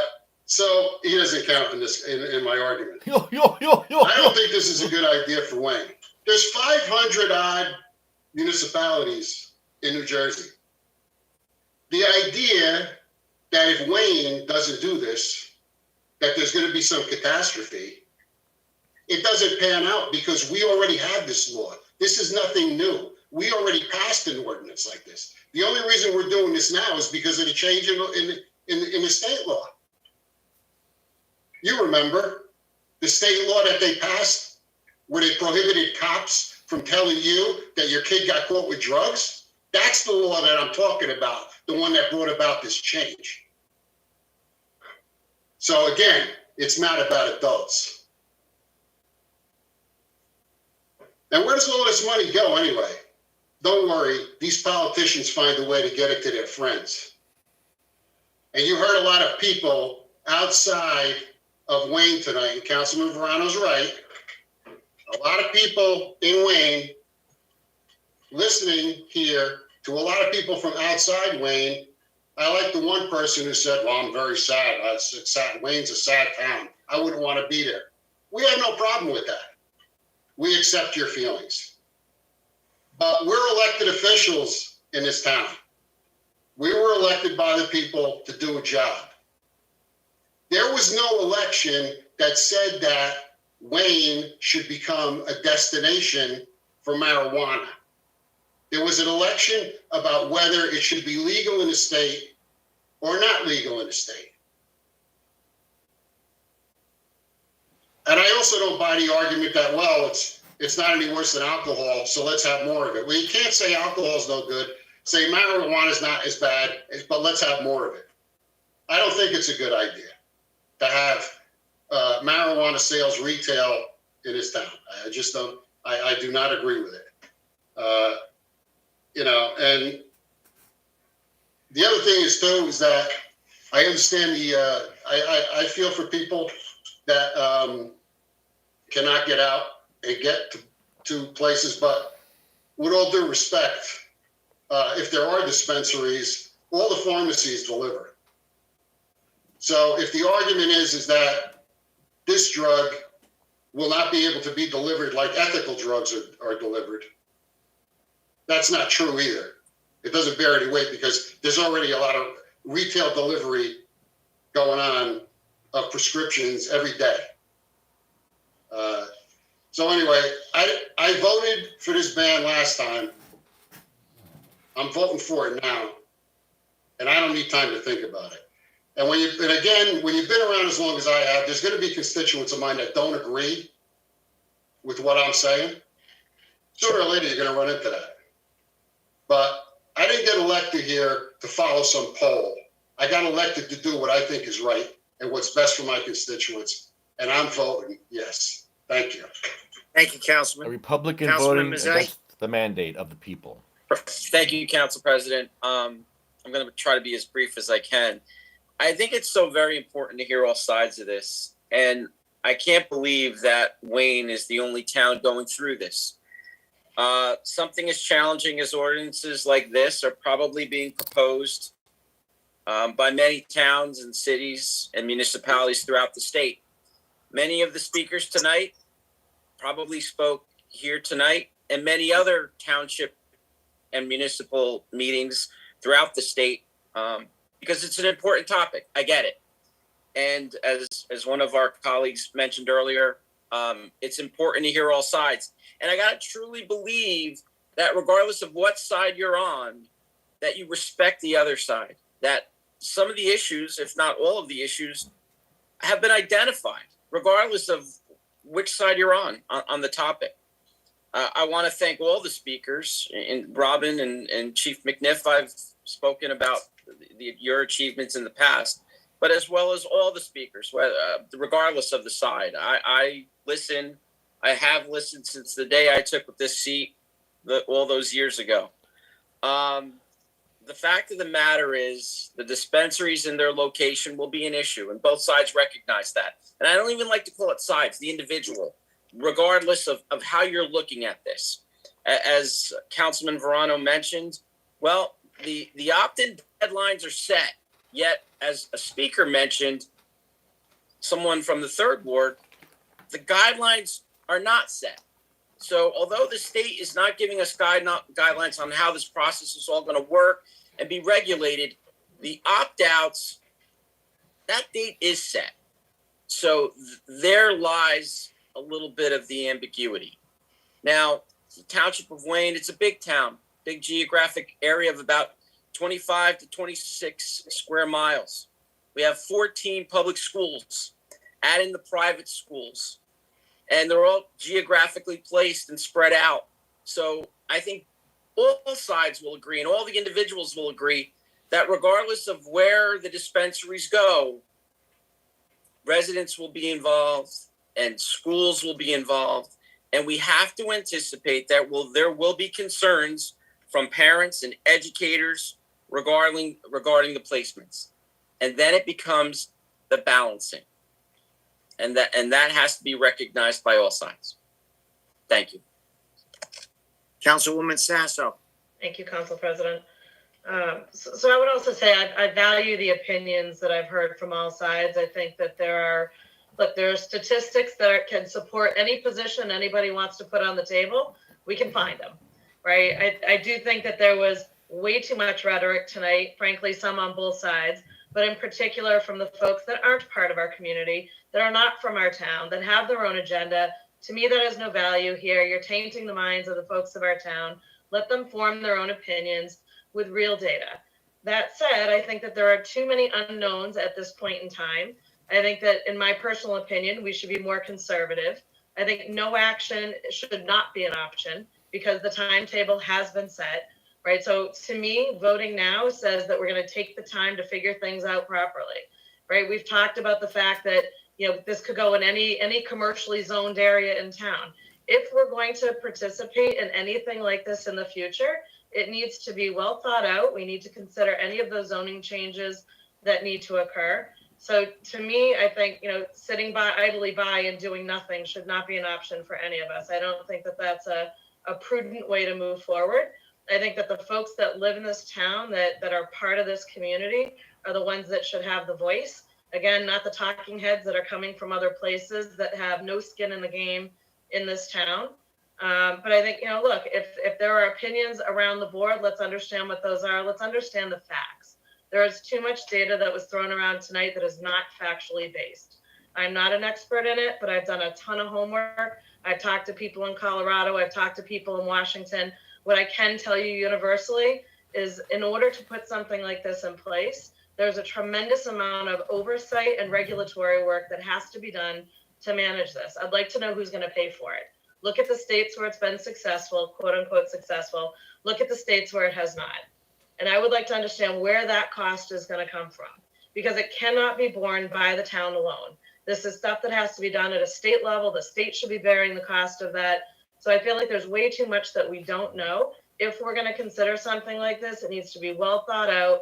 All of these things need to be thought through. The financial arguments, again, I don't see it yet, even in the areas that this is quote unquote working. It's not a financial boon. So look, I think there's a lot more data out there to get. In my opinion, we need to make sure that we're covered so we're not locked into something for the next 5 years. Let's do the homework. Let's understand. I'm not opposed to doing public forums. Let's hear the voices of folks, but I think taking no action or acting hastily to not go forward with this would not be prudent for the town. Thank you, Council President. Thank you, Councilwoman. Councilman Sadowski. Thank you, Council President. As I said at the last meeting, what somebody does in the privacy of their own home, that's up to them. But they can go and get it however they want to. A couple of people, I was a little taken aback by the comments, but a couple of people said, "Hey, kids, they know where to get marijuana if they want it. You know what? They also know where to get heroin if they want it." When I started on the council in 2008, I don't believe the police cars and the first aid trucks were carrying Narcan. And now Wayne Township actually puts that in police cars, and they're using it because kids are overdosing from heroin. Did they start with marijuana and it was a gateway to heroin? Who knows? But I was looking at the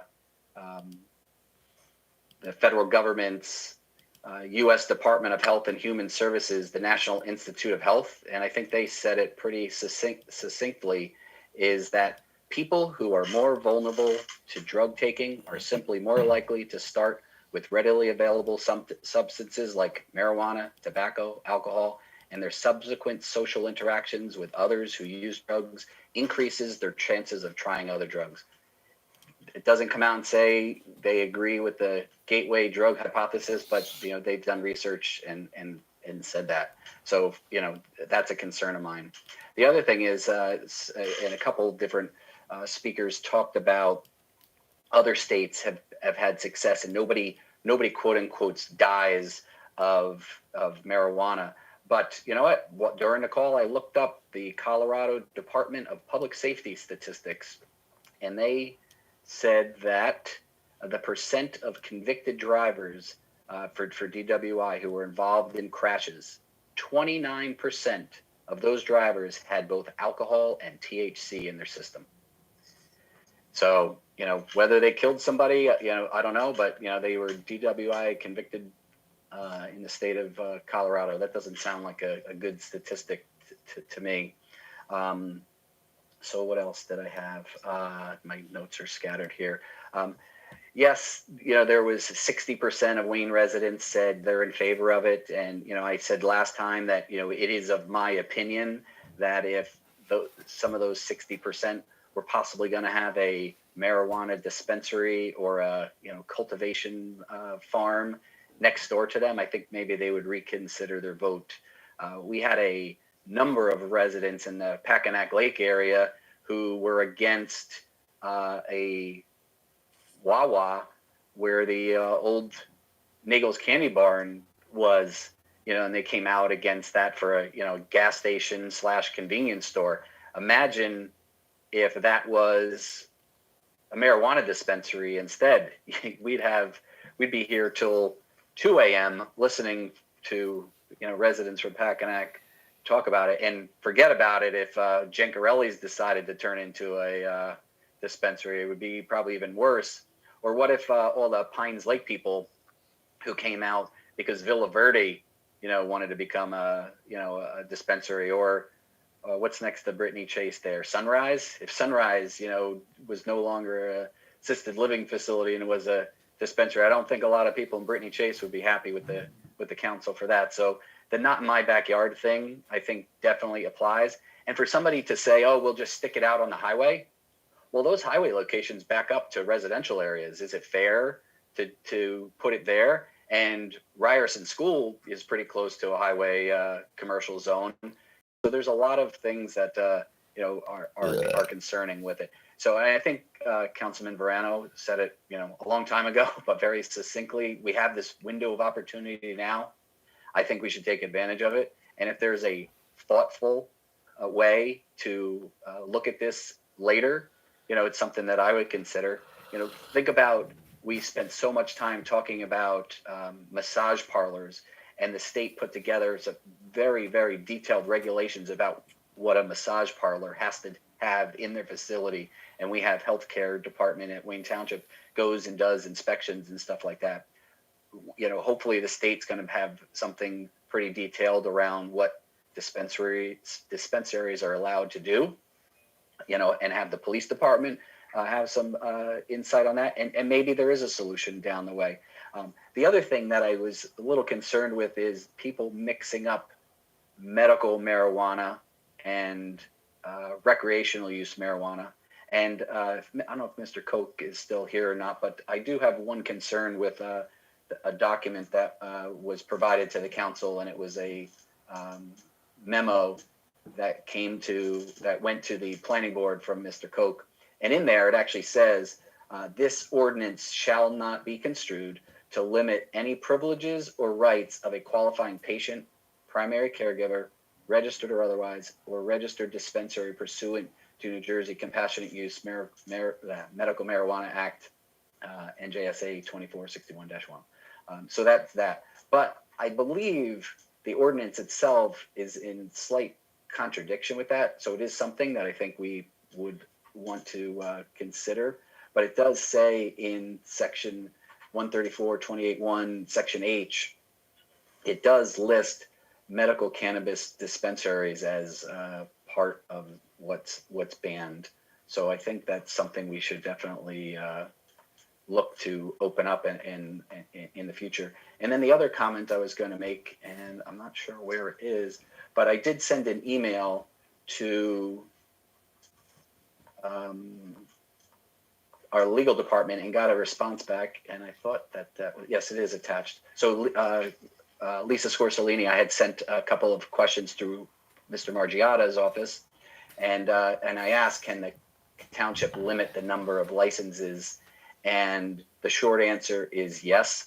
And I think that is something when we go through this thoughtful process, if there was an appetite to do so, that we do the same thing with alcohol licenses where there's a limited number of them that are allowed. And yes, we can limit which zones something like this could be put in. And yes, we can opt back in at any time. So those were all questions that our legal counsel answered and were forwarded to all the council. So all of that being said, I am in favor of this opportunity we have now to put this ban in place. And if there's a thoughtful way to address this in the future, once the state has all of their guidelines in place, it's something that I think the township should consider. But right now, I don't think it's the right thing to do. And I definitely am worried about the future, and that's our kids. Thank you. Thank you, Councilman Stadowski. Mayor Vergano. Thank you, Mr. President. Let me just make a few comments. First of all, 18,135 residents of Wayne voted yes to public question number 1 last November. 11,739 registered voters of the Township of Wayne voted no to public question number 1. Public question number 1 was the legalization and decriminalization of marijuana in the state of New Jersey. No one is taking any rights away from either the people that voted yes or the people that voted no. That is nobody's intention. Though, if this ordinance is passed tonight, and I strongly recommend that you vote for this tonight, because the 180-day clock has started. And if we don't act within that 180 days, 5 years from now, we'll be thinking, if any of you are still left, or if I'm still left, what did we do 5 years ago when we didn't enact that ordinance in the first 180 days? So people will still be able to buy marijuana in other towns. They will still be able to have marijuana delivered to their homes in Wayne from other stores in other towns that choose to go this route. So let's talk about the financial aspects, bearing in mind that you all voted unanimously tonight, which was very refreshing, to introduce a budget with 0% tax increase. And what is left to the Township of Wayne if we did not approve this ordinance and allowed recreational to proceed at the retail level? So from what I'm told and what I've read, an ounce of marijuana sold at these types of stores sells for $275 an ounce. I can't believe the price of marijuana. It's gone up more than gasoline, but it seems incredible. We would be entitled to 2% of that sale price, or we would get $5.50 per ounce. Imagine the amount of ounces that would have to be sold in Wayne Township at these retail distribution centers for any of this money to have any impact on your taxes whatsoever. One tax point is approximately $550,000 that would impact you by 22 bucks. So the financial aspect is not there. I look at this as a totally different way. And to say we're not business friendly, and to say we're anti-union people, and to say we're anti-jobs, absolutely ridiculous. Absolutely ridiculous. It's just not true. And I never said that those 18,135 people would change their mind if they had a vote again, because I really don't care. The vote has passed. If people want to smoke marijuana on their back porch at night, help yourself. It's going to be the law. My main concern is the residents of our community. And I'm the one that said, I don't want Wayne to become that town. And what did I mean by that? Very simply, marijuana for a certain percentage of heroin and opioid users start as a gateway drug. I'm not making that up. That's the science, that's the facts out there. And all I have to do is remember last year when 3 innocent people sat in a gas station on Route 23 and were murdered by someone under the influence of fentanyl. And yes, he had driven to Patterson, that town that has open air drug markets. That's where he went, to that town. And those 3 people were killed, a father and a son. Just out for a drive, they just bought a new car for the son. And the gas station attendant who was filling up that car, murdered by someone who doesn't live in town that was driving up Route 23. Those are the people that I think about. I think about the family that lost a son just 2 weekends ago from Packanack, 25 years old. That's sad. That's what I'm thinking about. Those people that marijuana is used as a gateway drug to other much more serious substances. I worry about those people. And I worry about, it could have been any of one of us getting gasoline at the Delta station on Route 23. Could have been any one of us. Could have been one of our kids working there pumping the gas. And I look at our police department, and I thank Chief McNiff for being here tonight, and I thank Robin Galino for giving their opinions. I asked them to speak here representing the administration. And the chief will tell you this, there are an untold number of lives that have been saved due to the arrests made by our police department over the years. Because we took those people that were driving through our town to get to that other town that were buying heroin and other drugs and fentanyl-laced heroin, that were driving back through Wayne. And you want to talk about Narcan? In the last 5 years, 148 doses of Narcan have been given out in the township of Wayne. And yes, we have them in all the police cars. We have them in the ambulances. The paramedics drive with them. 148 doses of Narcan. Some people are frequent flyers on our list, and those are young people. 16-year-olds being revived by Narcan. Those are the people that I worry about. Will some people be inconvenienced because instead of going to Wayne to buy their marijuana, they might have to go to Pompton Lakes or to Little Falls? I would rather outweigh their slight inconvenience than have Wayne become that town where people go to buy their marijuana. I urge you, we have 180 days. If a year down the road we want to take a look at this again, by all means we should. But for now, we should do the right thing.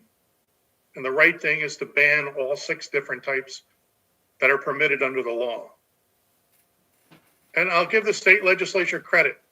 They allowed communities to opt out.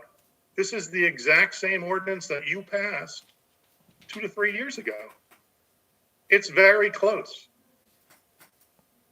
So to bring in all these outsiders to speak and tell us how evil we are and that we're against labor, that's totally untrue. That we're against jobs, that's totally untrue. That we're against farming, it's totally untrue. I ask you to do the right thing for our community. Now, granted, I've heard people say, well, we could limit it to Route 23. Well, that's Route 23, 46 is the highway commercial zone.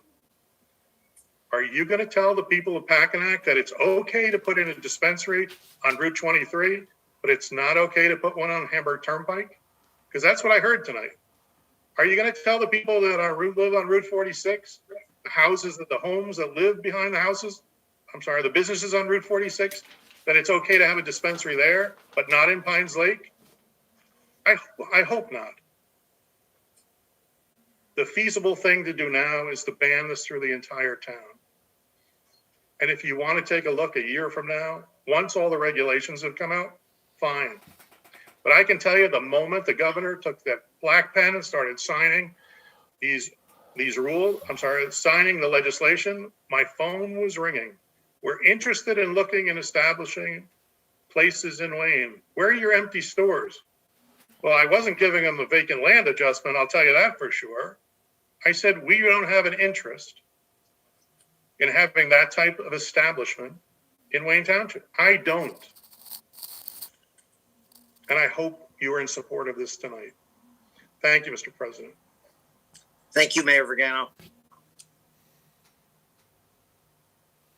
Councilwoman Ritter. Thank you, Council President. So, now it went from a discussion of, listening to both sides to now kind of making some assertions or claims that people were brought in from the outside. Folks, this has been widely publicized. There are people out here that came with their point of view. I don't think they deserve our disrespect. I think Councilwoman Sasso made some reference that these people came in to poison our town. I don't know if you, as much as the mayor is getting phone calls and, the phone's ringing off the hook, I don't know if you're reading social media. Most of the people that were against the ban that I saw on social media in the past, couple of days were from Packanack Lake. So maybe you're not in touch with your constituency. And to the mayor's point about, maybe the folks in Packanack Lake wouldn't be very happy about what, if you placed a dispensary in 23. Okay, that might be, but I haven't seen folks say anything about gentlemen's clubs, tattoo parlors, guns, liquor establishments that are, large liquor sales stores. I mean, what's right and wrong, it's not really for us to say. Like, why don't you just, say that culturally, you don't believe that we should have this here because you believe Wayne has one description and one description alone. And this is as if this is the only place that has families. Let's not make, Wayne's, it's beautiful, it's great. And we do care about quality of life, but let's not be hypocrites. The liquor, I don't know how many times I'm looking at agendas with liquor licenses. Tonight we have one. And every other night it seems we have one. Every other time we meet. Let's be clear. Tonight, again, there was a proclamation for Alcohol Awareness Month. We know that it's the largest killer. It's the most addictive and deadly of all substances out there. Yet we regulate it in this town in time, place, and manner. Let's be clear. This is a value judgment. This is not, if you can say, and what did the planning board, the standard in which they look at this from a master plan consistency point of view, they talk about,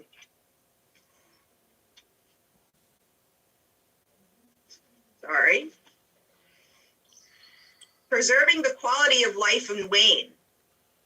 Okay, I don't know how alcohol preserves the quality of life in Wayne when it kills people. Road accidents. How about the pong? We have our detectives that come into the schools and talk about pong parties, beer pong. It's a reality, but nobody seems incensed about that. It's a long night and I don't know what we're going to do with the rest of this agenda because we still have ways to go. We're not even done with the council agenda, but I find this, again, short-sighted and hypocritical, just on grounds that we don't have the same concerns about alcohol and the wide use of alcohol in this community. But and if you're not convinced about the adult use cannabis, if you don't like that, please make way for the medical use cannabis. Even Councilman Sadowski noted the inconsistencies. Why rush to this? So Council President, I guess I'd like to address that. I'm done now. Thank you, Council President. So look, Fran, you've got your narrative, you've got your rhetoric. You talk about not being judgmental about. Let me finish. No, I wasn't even done when she started talking. I let you finish. You talk about not being judgmental of other people's opinions, and what you're talking about is the only opinion that matters is yours. You're the only person that has not said, let me hear both sides of this equation. Everybody on this call has said, look, we have a time to act and the time is now. We are all open to hearing other opinions, to doing public forums, to changing our mind in the future. What you're advocating is do nothing now. You're advocating for us to give up our rights in this 180 days. And we're saying, no, don't do that. You're saying postpone a vote tonight to some other date and risk losing that window. So let's not put words in other people's mouths. You have a habit of doing that, Fran, and you did it again tonight. So I don't take kindly to it, and I'm putting you on notice. Thank you, President. Councilwoman. Council President, Councilwoman Sasso, please don't think that you could school me and get away with it. It's not fair. It's not professional. I'm an elected official just like you are. I listen to my constituents. I wish you would too. That's your job, as it is mine. Please don't ever think you can disrespect and school me. If you were listening, the first thing I said when I opened up my remarks is thanked both sides of the argument. So your ears weren't open for that part, but that's exactly what I said. It's not, I'm allowed to represent my constituents. Sorry, please, I'm not done. And you started speaking before I was done last time. Please don't repeat that. I'm terribly sorry. Don't confuse me sticking up for my constituents with presenting my private point of view. Okay? If my constituents have a belief that this is something that Wayne should have, I'm gonna proffer that point of view. Criticize, you had your point of view. You think what you have to say is right. That may be for you, but not for others. You have no right, nor do I, to say what's right and wrong.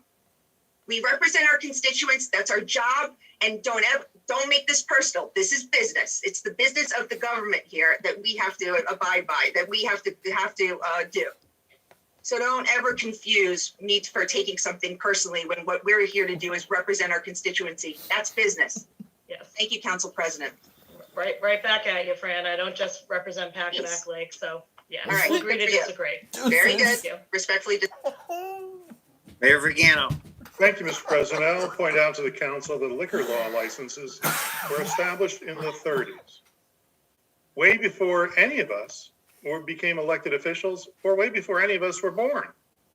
So those laws have been on the books for many, many years. You have an opportunity tonight to do something about the proposed distribution, cultivation, growing of marijuana laws. You are the council that's going to have that ability to change the history of how those laws are going to affect Wayne Township. As I've said several times tonight, that 180-day window has already started. We cannot go back tonight and reinvent the liquor laws. We don't have that authority whatsoever. So whether we want to complain that there's a bar in Dave & Buster's, or we want to complain that there's liquor stores, and we even removed, if you remember, there used to be a 1,000-foot requirement between each liquor store. We removed that in order to help the economy thrive and to help business owners do better. We removed that 1,000-foot requirement about 4 or 5 years ago. So if you think we're going to rewrite the liquor laws, you're wrong. It's just not going to happen. You have no authority whatsoever to do that. But tonight, you have the opportunity to say to the state of New Jersey, we choose to opt out for this period of time. Let's wait and see where everything else goes, and then you might change your mind. But this is the prudent thing to do. And it's not personal. I'm giving my opinion.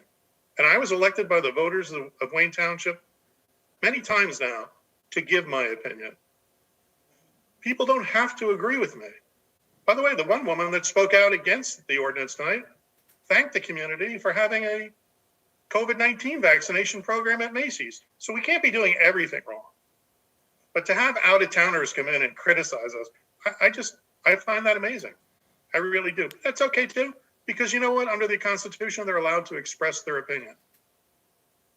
Just like I chose to have the chief of police, the chief law enforcement officer in the township of Wayne, to give his opinion on behalf of the police department, and to have the director of the Wayne Alliance, who's done so many things for so many of our kids, to give the Alliance opinion on this ordinance.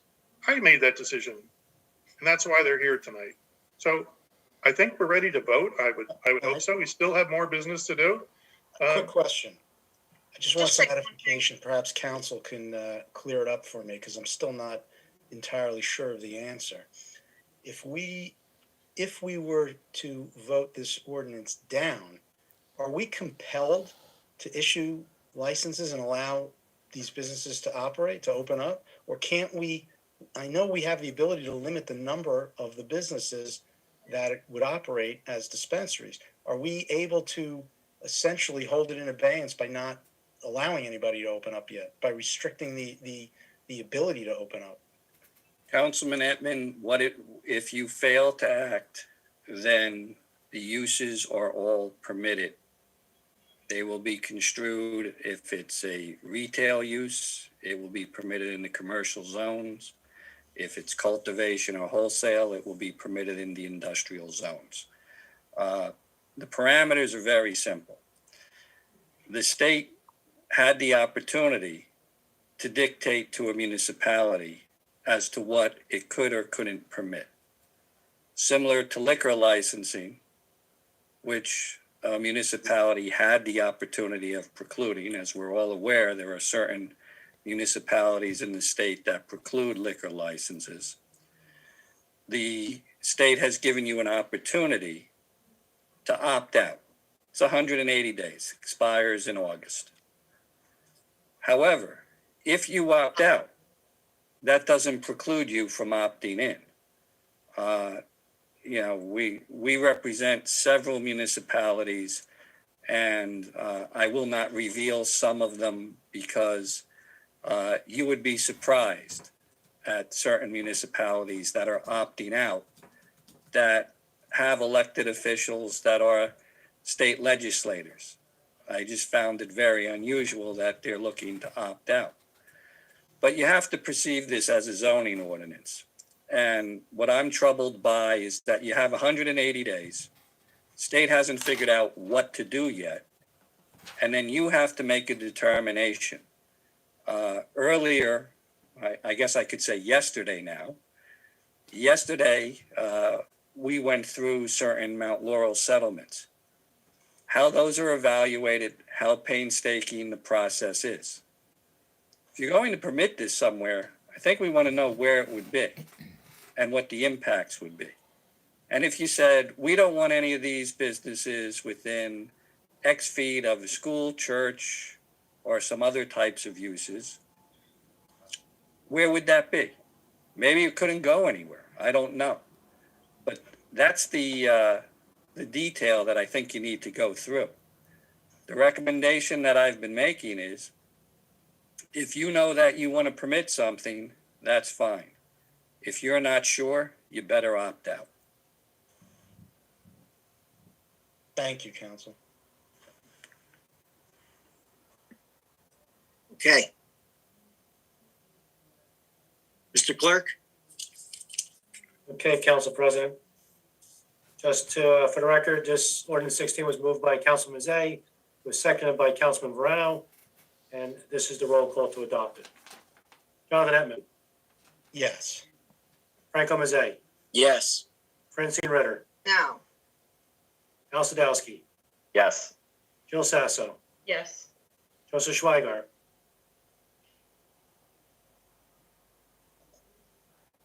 Joseph Schweigart, Yes. there he is. Joseph Scarelli, Yes. David Verano, Yes. Richard Ostrowski. Yes. Ordinance 16 is adopted 8-1.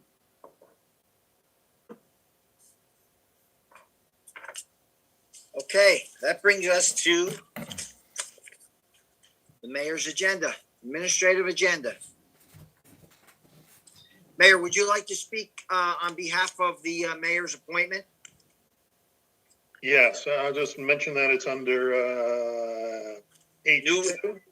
and think we're still- unfinished business. So we're appointing a third municipal prosecutor to currently have a person out on medical leave, and this person will serve as the third prosecutor that we will need to call in if we have absences or illnesses due to current prosecutors. And we look forward to the second prosecutor who is out on medical leave right now, returning as This is actually intermission. They're going to blah, blah, blah for about maybe another 20 minutes. Then there's another public comment. So stick around for the public comment in about 20 minutes. I'm going to go get some coffee, and I'll be right back. Here's some more blah, blah, blah for your enjoyment. Moved by I'll move it. Councilman Henson, seconded by Councilman Verano.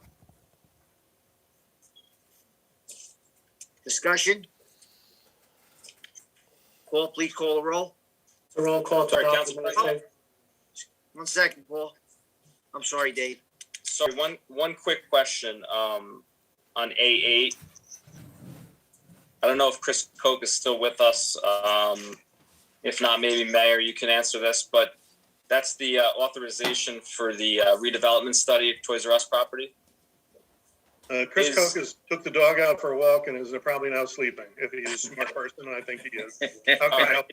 I'm not going to ask any hard questions. I just, based on reading the ordinance and his letter of request, I wasn't sure if we were authorizing the planning board or planning department to go out and hire a third party to conduct this study, or if it was going to be done in-house. It would be done on the outside. Okay, and if that's the case, do we have an estimated cost for what something like this would run, or are we do we have the ability to put some sort of ceiling on what we're allowed to spend or what we're authorizing? At the time, we will go out and get quotes, and as long as they don't exceed the threshold, we will hire that person to do the study. Okay, any ballpark in terms of? I have no idea. Okay. And I don't want to make up a number because we've had a lot of that tonight. I'll follow up with Chris. Okay. Thank you. President? Mr. Sadowski? Thank you, Council President. I have a question about A28. This is where we are awarding a non-fair and open contract for the purchase of asphalt products. And the question I have is, and I don't recall what we've done in the past, but have we typically gone out and just got 2 quotes, or why didn't we go out to bid for something like this? Because it all depends on how much money we anticipate spending. And this is what we've done in the past. I believe it's the same vendor we've used in the past. Yeah, I think we've used other vendors in the past, but if it's because of the amount, it's under 35,000. I believe we can do it. But I'm just correct. We've never gone out to bid for this in the past. No, we bid all of our paving programs. We bid sidewalk programs, but this is very small. This is when you have a pothole in front of your house and you send me an email. I have a pothole in front of my house, then we come and fix it. This is where the asphalt is used for that. Okay, thank you. Council President? Councilwoman Ritter? Thank you. Thank you, Councilman Verano, for raising Resolution 8 regarding the Toys property. I know we were talking about costs, but would someone, either the mayor or Council Chiskowski, can one of you explain what this resolution is about with respect to toys for the public? Basically, we did have a short discussion, I guess, when we had an executive session, what we would be proposing. This resolution authorizes the area to be studied for whether same qualifies as a redevelopment area under the state redevelopment statute. So the process would be is that it has to emanate from the governing body. This resolution authorizes the planning board to undertake such a study. As the mayor indicated, that study would be prepared and presented at a public hearing before the planning board. At the conclusion of that hearing, the planning board makes a determination, but it is not a binding determination. It's a recommendation as to whether the planning board believes the criteria was satisfied and the area is an area in need of redevelopment. Once that occurs, it comes back to the governing body. The governing body could accept, reject, or modify that determination. So the only way that this process can start is to refer it to the planning board by this type of resolution. Just a clarifying question. Why is condemnation a consideration, or should it be a consideration now with respect to toys, to the extent you can say? It's a consideration because the statute requires that you can request an area to be reviewed as a condemnation or non-condemnation area. And in order, and I hate to refer back to the previous ordinance, but this gives us the broadest power, does not have to be utilized, And as I said, when it comes back to the governing body in the future, it could be changed. But at this point in time, it's required to give, to identify whether condemnation would be considered. That has been recommended, and the notice has to specifically indicate that it would be a condemnation area, so that was the recommendation. But aren't we in active negotiations with toys now? Like, why is this an issue? Why is condemnation an issue with respect to this? Let's just say that we are in negotiations, but I don't really want to discuss it any further because of the current posture. Thank you. Anyone else? Jill, did you want to say something, Jill? Did I see you? Yes, I did, but it's late. Another time. Joe? No, you said it was good, Council President. Okay. Paul? Okay, this is a roll call to adopt the administrative consent agenda. Jonathan Etman, Yes. Franco Mazay, Yes. Francine Ritter, Yes to all except 22, 23, 27, and 28. and there are noes or abstentions? No's. 23? 22? No, 22? so I'll start over. No to 22, to 23, to 27, and 28. Thank you. Al Sadowski, Yes, but I will vote no for Bill Resolution 21 and specifically accounts 1-01-55-001-655, 659, and 660. And due to the late hour, I will not get into all the details, but somebody could rewind to 3 months ago when the same kind of things were on the agenda. Joe Sasso, Yes. Joseph Schweigart, Yes. Joseph Scarelli, Abstain on A6, yes to everything else. David Verano, Yes. and Richard Ostrowski. Yes. The administrative consent agenda is adopted 9-0 with the exceptions as noted. Okay, moving on to ordinance number 17, a bond ordinance providing an appropriation of $940,500 for the acquisition of a generator at the Mountain View wastewater treatment plant for the water and sewer utility for and by the Township of Wayne in the County of Passaic, New Jersey, and authorizing the issuance of $893,000 in bonds or notes of the township for financing part of the appropriation.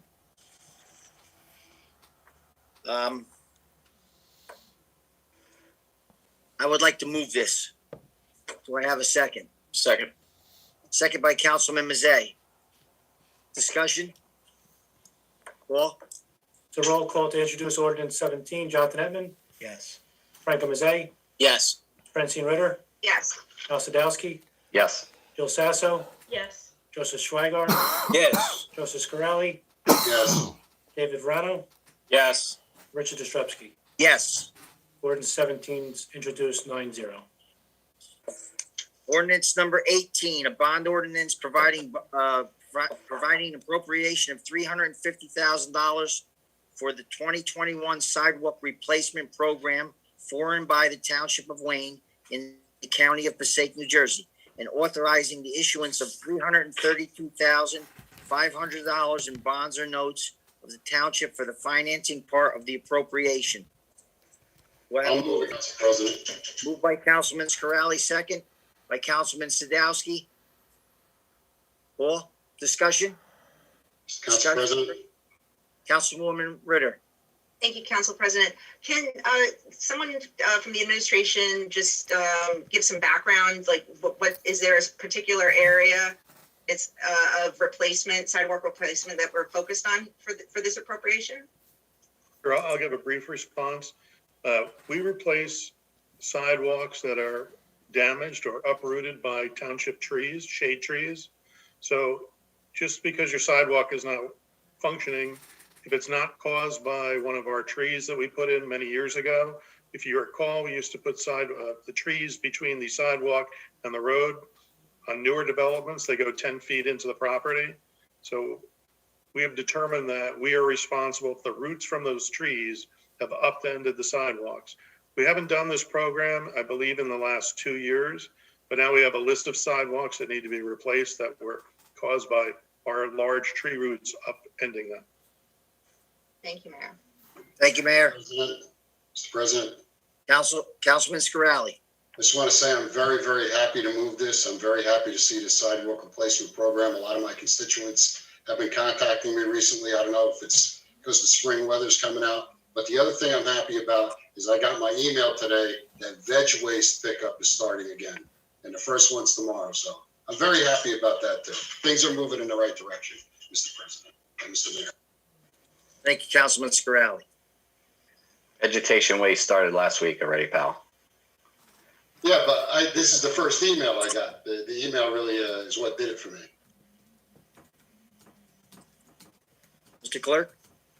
As a roll call to introduce ordinance 18, Jonathan Hetman, Yes. Franco Mazzei, Yes. Francine Ritter, Yes. Al Sadowski, Yes. Bill Sasso, Yes. Joseph Schweigart, Yes. Joseph Scarelli, Yes.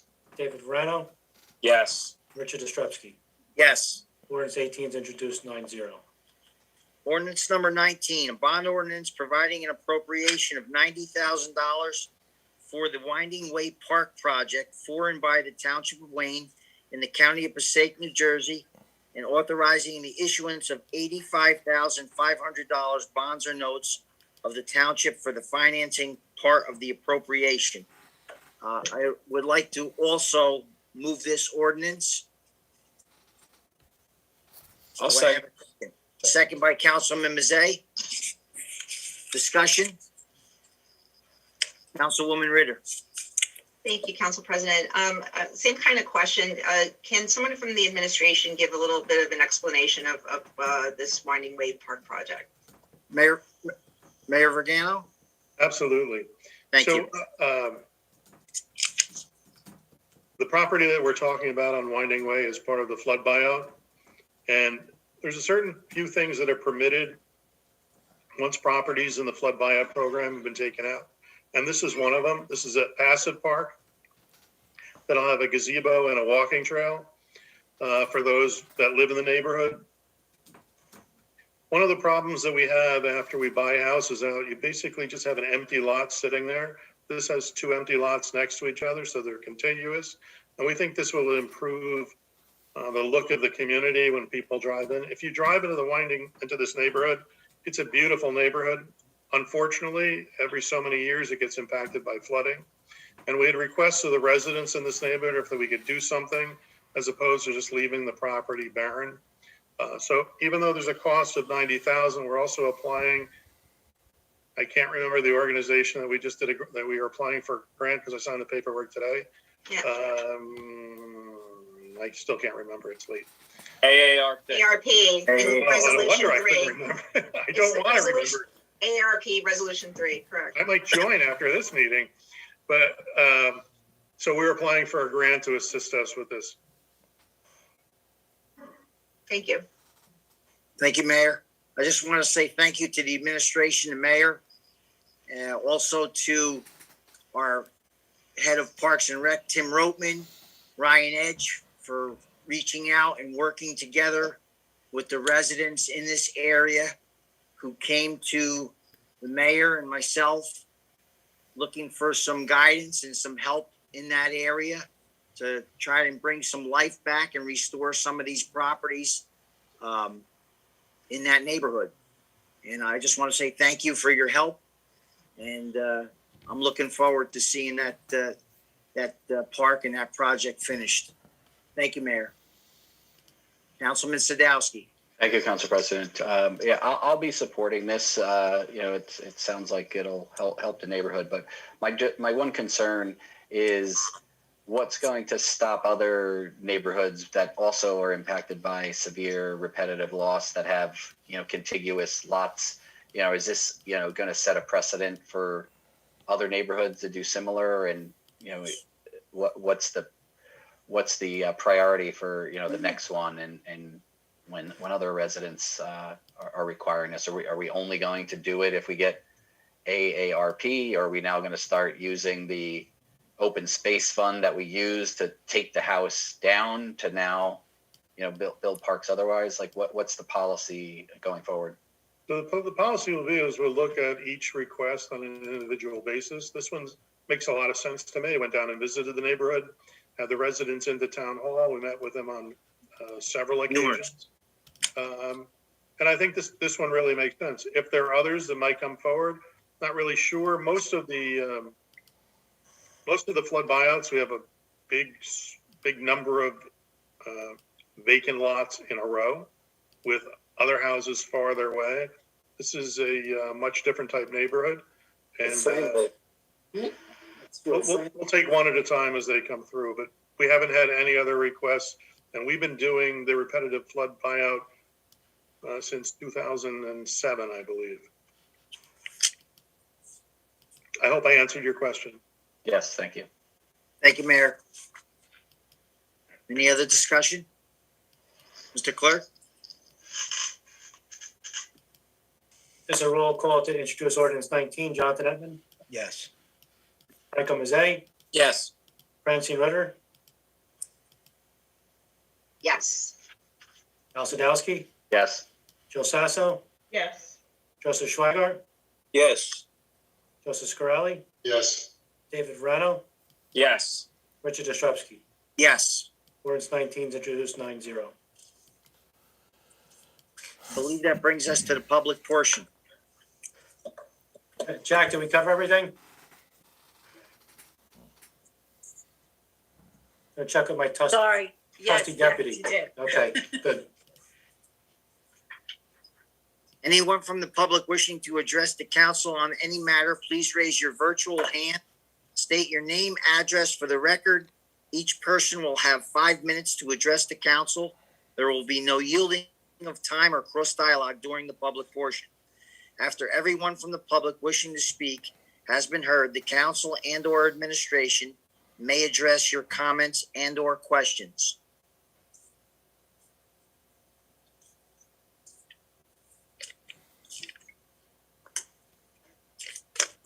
Ms. Van Skeever? Jamie Van Sciver, Greenwich Avenue, Paulsboro, New Jersey. As many of your council, including Mayor, has pointed out, I am from out of town, and I am incredibly saddened that I care about your disabled, your suffering, and your dying in your community more than you do. You completely turned your back on everybody in your community that needs and relies on medical cannabis. You continue to stigmatize them. You are incredibly misleading. You're making it like these dispensaries are going to come and creep in on your town in the middle of the night, and you're not going to be able to do anything about it. You were given 180 days to opt out. There is absolutely no speak of any licensing even available until 181 days. Mayor, you did recognize that we had a constitutional right to speak here as out-of-towners, but you still found it necessary to be incredibly demeaning and, speak about how we don't care. I do care about people in your community. I care because when I was incredibly sick, I know that there was times that I couldn't even function and participate in the necessities of my life and the conversations with loved ones that I was unable to have, let alone sit here for hours during a meeting fighting for rights that are state given, that are God given, and you're denying that to people in your community. And you talk about fentanyl. You're comparing things, Mayor. You do have that in your community. It's at every drugstore, and it's in lollipop form, spray form, patch form, pill form, IV form. You care about them lollipops, intriguing children. That's the stuff that people overdose on. If anyone goes to an emergency department with cannabis exposure, they're not pumping their stomach. They're not filtering their blood system. They're holding them for observation. There's nothing that you can do. It's a system in the body it's going to process. Another individual brought up an instance about Colorado accident. You can't have it both ways. You say it's in our system for so long, you're absolutely right. That individual could have been exposed to cannabis 29 days prior. What we do know for a fact is that individual is definitely under the influence of alcohol. So I would like to know, Al, what will you be doing since you're so outraged with the alcohol in your community? Mayor, what will you be doing comparing cannabis to fentanyl that you do have in your community? Stop stigmatizing, stop spreading misinformation. You're perpetuating racism, ignorance, stigma on medical patients that are dying, suffering, and fighting for their lives in their community. And you're making it harder for them. You are putting them at the back of the line. Shame on you. And I hope you think about every instance of Narcan being used in your community, because I swear on my life, it's not for cannabis. It's for that fentanyl that you're hopping in your town. It's for opiates. It's all those controlled substances that you're allowing. When there is motor vehicle accidents and alcohol poisoning, you're allowing that in your town. No children are walking into any dispensary, but they're just watching everybody. Are they accidentally picking up a cup in your Dave & Buster's? Disgusting. You are hypocritical. I hope you think about every alcohol-related accident and every Narcan use, and think about that blood on your hands. Francine Ritter, I would like to thank you for speaking up for medical patients and listening to your constituents. I wish other people on your council would. It's disgusting that so many people voted and everyone here embraces the ignorance and the misinformation, and you perpetuate it to constituents in hopes of pushing things through faster. You sound half the time like a greasy, oily car salesman trying to push something with smoke and mirrors before people have a clue what's going on. There's not even any licensing up for grabs up until 181 days. You're making it sound like people are going to come and rob people's children in the night. Fear mongering. It's disgusting. You're on your own agenda. You're working on your own ignorance and in education and misinformation. You're making choices for an entire community. It's horrifying. I'll be back. Thank you, Ms. Van Sciver.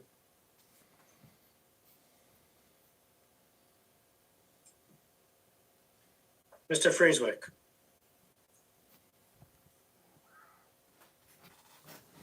Mr. Frieswick?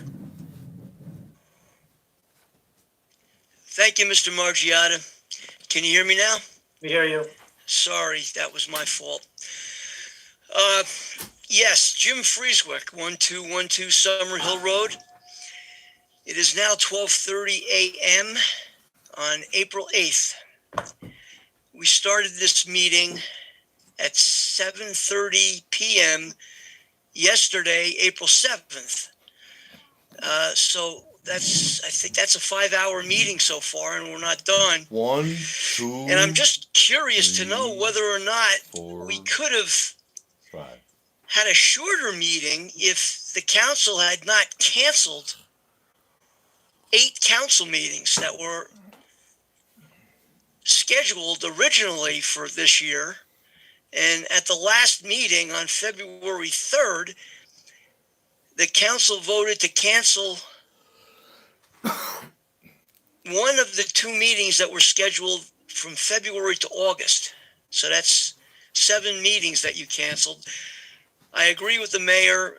Usually you do cancel one of the 2 July and August meetings. So technically what's new is that you canceled 5 meetings, February, March, April, May, and June.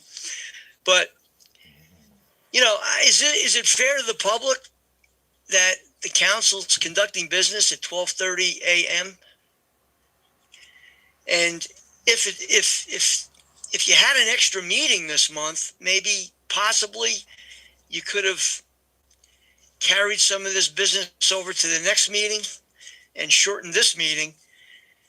Just a thought, you may want to reconsider instituting another meeting for May and June. With respect to the business at hand on the agenda, just curious about this collective bargaining agreement between Wayne and the a union, local 2274.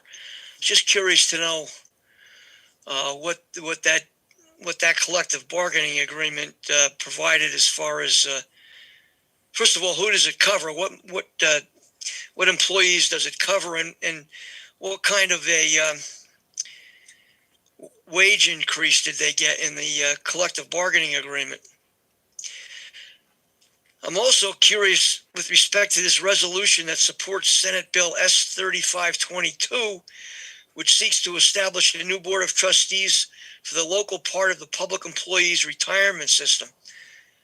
What would that resolution accomplish if if the Senate bill was adopted, what would that accomplish?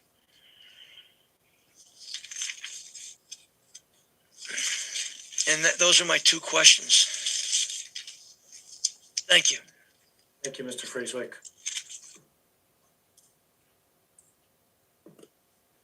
Mr. Pennington. Hi again, John Pennington, 242 Beach Terrace, beautiful Pines Lake, Wayne. First of all,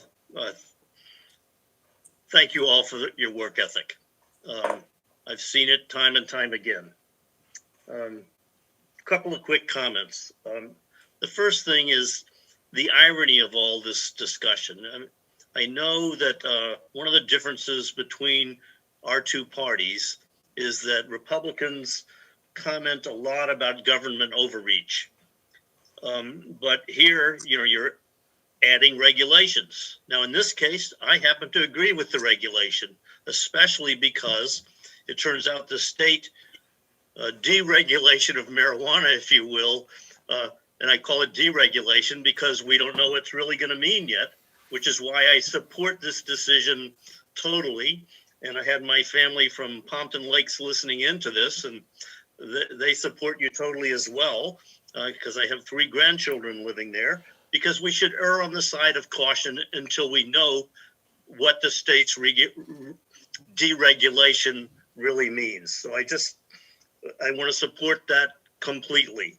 I'm sorry to see that so many people who support legalization of marijuana don't see the reason to be cautious and wait until we know exactly how it is being deregulated. So then our township, because our township would lose the opportunity to do anything themselves if they didn't act now.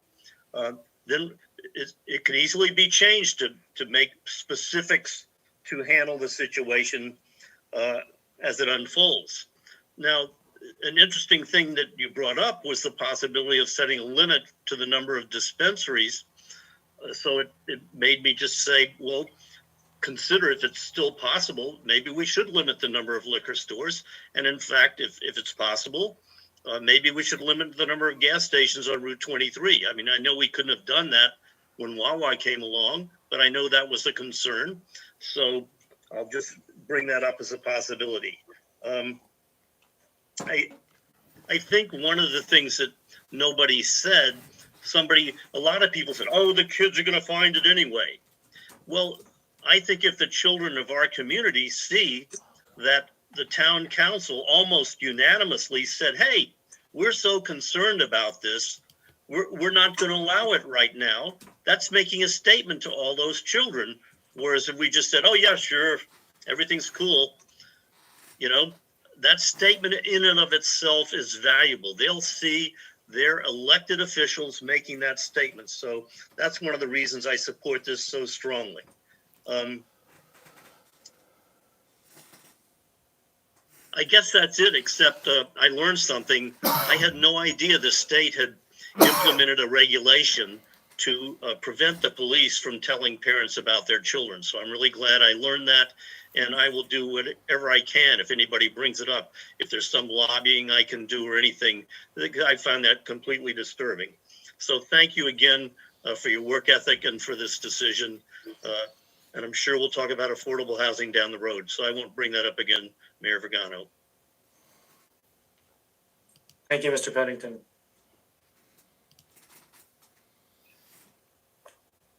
Mr. Giordano. Yes, good morning, actually. Can you hear me okay? Yes, I hear you. Excellent. I don't normally comment a second time after commenting on an ordinance. Please just your name and address again. Yes, Hugh Giordano, 57 Argyle, Blackwood, New Jersey. Again, I'm a representative of the United Food and Commercial Workers Union, Local 152, here on behalf of my members. I have a duty as an elected labor official to represent our members, which we have membership. The UFCW is a very diverse union. Not only do we represent cannabis workers, but we represent healthcare, retail, manufacturing. So some of the big supermarkets like Food Town and ShopRite, those are our members too in Wayne. And I have a duty here to represent them, to represent workers' rights, represent jobs. That's why I was elected for it, just as you were. And today, this morning, the vote was taken, and it was a vote against workers. It is personal. When you're an elected official, every vote you take affects people. So to say it's not personal is a scapegoat. To hide behind Trenton, to hide behind the League of Municipalities is a scapegoat. The city of Bayonne had the same effects, and they took the leadership and they went and investigated and made an ordinance to welcome what they thought would be good for their city. So if Bayonne could do it, why couldn't the city here? So it doesn't make sense. Wayne had an opportunity to do the same thing that Bayonne did. Most of folks that are on a committee have been there for more than one term. This has been a political discussion for more than a handful of years.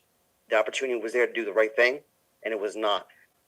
And on a personal level, I have never seen, as a labor representative, people treated so poorly, calling people outsiders. It's really upsetting to see 3 elected officials and a mayor call people outsiders. Do you call other union members outsiders when they visit and they spend money? So that's the question. So I appreciate your time, and thank you again, Ms. Ritter. Take care. Thank you, Mr. Giordano. Lefty Grimes. This is Lefty Grimes, sativacross.org. We're a 501c3 here in New Jersey, fighting for disabled rights and cannabis patients' rights. I want to make a statement as a member of the public. I want it on record that this meeting is null and void. It's illegal. That vote was illegal. You're violating PL 2020 C34, enacted May 15th, 2020, regulations on remote meetings. You actually had a vote where you were actually putting up lies from Sam, propaganda from Sam, with all kinds of charts, and we got to see your faces, and then but you don't get to see our tears or our diseases or our cancer or our MS. So yeah, I think this meeting is null and void, and I want to make it on public record that I'm calling that out on public record. I believe that actually has some hold if more people do it. I never got an answer from the chief if he has a policy for his that want to use cannabis medically. Did we ever get an answer from him? Is he still on?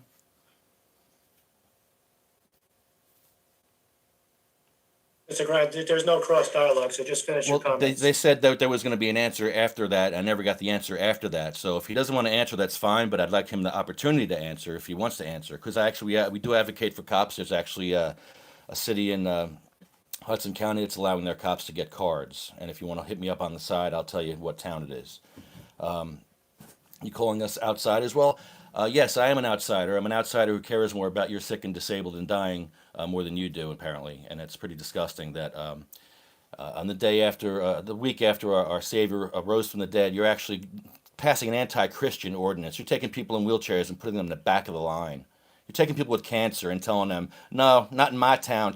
Keep your cancer out of here. Go somewhere else with that. That's disgusting. That's not what we're here for on this earth. I lost a lot of friends last year. I lost family last year. How long are we on this earth for? I thought I'd be on this earth for maybe 70 years, 80 years. No, we only have what's in front of us right now. And what have you just done? What are you going to do if you meet God and he's in a wheelchair? What are you going to do? Think about it. I met God and he's in a wheelchair. I met a guy, he was a 10-year-old boy who couldn't get into a place in Bayonne. He couldn't get his hair cut because he couldn't get up on a step. He couldn't get to get his hair cut. His parents said, oh, we have to go 20 blocks this way. That's not compassion. You see no wheelchair access all over New Jersey. No wheelchairs anywhere. And that's what we fight for. People that are sick and dying. We're not here to fight for recreational. We're here to fight for sick and dying people that you have just stigmatized. Republicans going against the will of the people because of stigma. Let me repeat that. Republicans going against the will of the people because of stigma. I'm a Republican in Morris County. Everybody's a Republican up here. You almost have to be. I believe in less government. I believe in freedom. I believe, and by the way, we only hear one side of the story from the chiefs. I talk to a lot of chiefs around the state, and a lot of chiefs believe in legalization, and we don't get to hear from them because it's federally illegal. So we only hear one-sided story from the chiefs, and that's very unfair. And that's not the First Amendment. That's not what the First Amendment. And also, we do support gun rights for patients because you shouldn't lose your gun rights because you have cancer, and I'm sure the cops will agree with me on that. There's cops that are killing themselves. There's cops that have horrible diseases. And what do the doctors do? They put them on OxyContin. They put them on fentanyl. They put them on all these man-made pills. You sell synthetic marijuana in your pharmacies. Are you gonna fine them and ban them for selling synthetic marijuana? Is that included in your ban? Can I start a cannabis church in your town? Is a cannabis church allowed in your town? You don't have to answer that now, but you could have had time to answer it if you had a real public forum where you could actually see us and see our tears and see people begging for their lives. How far do you expect people in wheelchairs to go? I'm just shocked at the. I'm beyond words here. I'm really disgusted and like I said, you have to answer God, not me. I'm doing what I can while I'm here on this earth to help people. I've been disabled for many years. I have an artificial disc. I have a fusion. I had a 2-level fusion in my cervical, and I took 0 opiates for this one. 0 opiates for this one. Thank you, Mr. Grimes.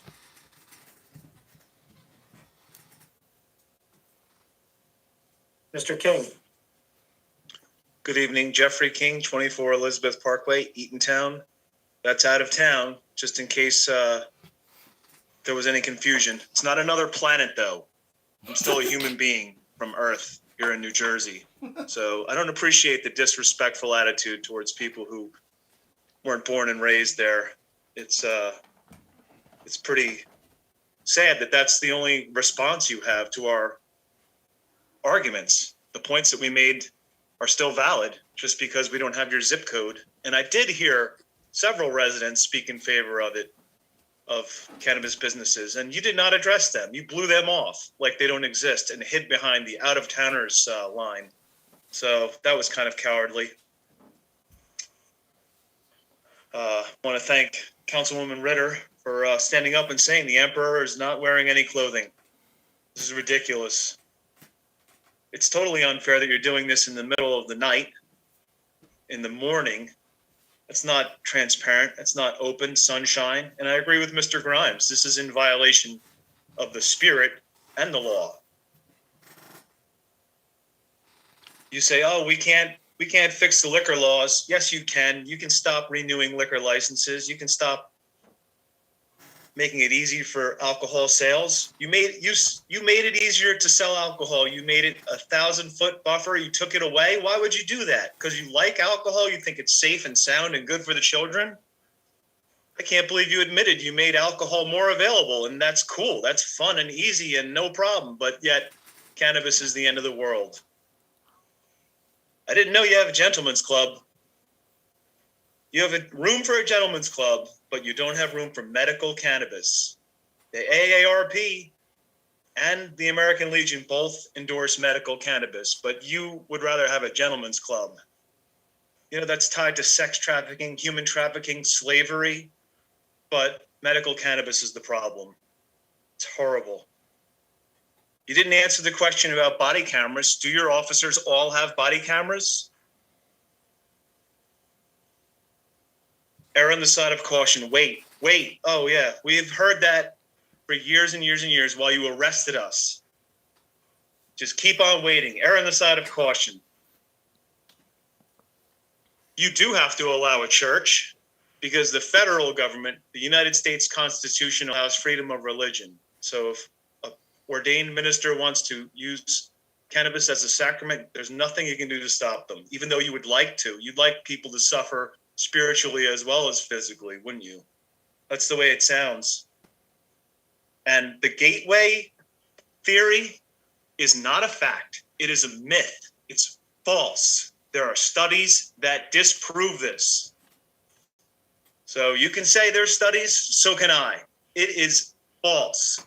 Gateway is false.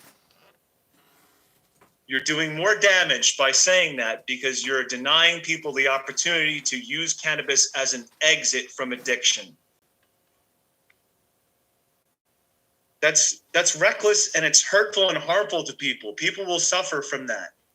And you have admitted you have all kinds of need for Narcan. So you have an issue now that you could ameliorate by allowing access to medical cannabis. But no, you just want to bite your nose to spite your face.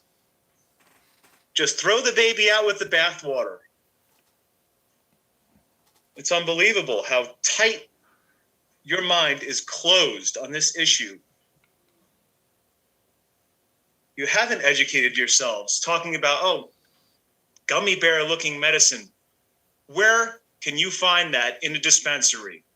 I would like you to tell me where you saw candy that is shaped like bears, because in Massachusetts, there are cubes that look like medicine, which is what they are. There's nothing whatsoever on the packages that appeals to anyone. They're plain. So sending out disinformation is just pathetic. That's the way that you want to govern in the middle of the night with half-truths? I don't know how you get anything done with that kind of process. It's just ugly. You're really an example of a town that just doesn't do things in a way that is beneficial to the residents or to guests and visitors. Thank you, Mr. King.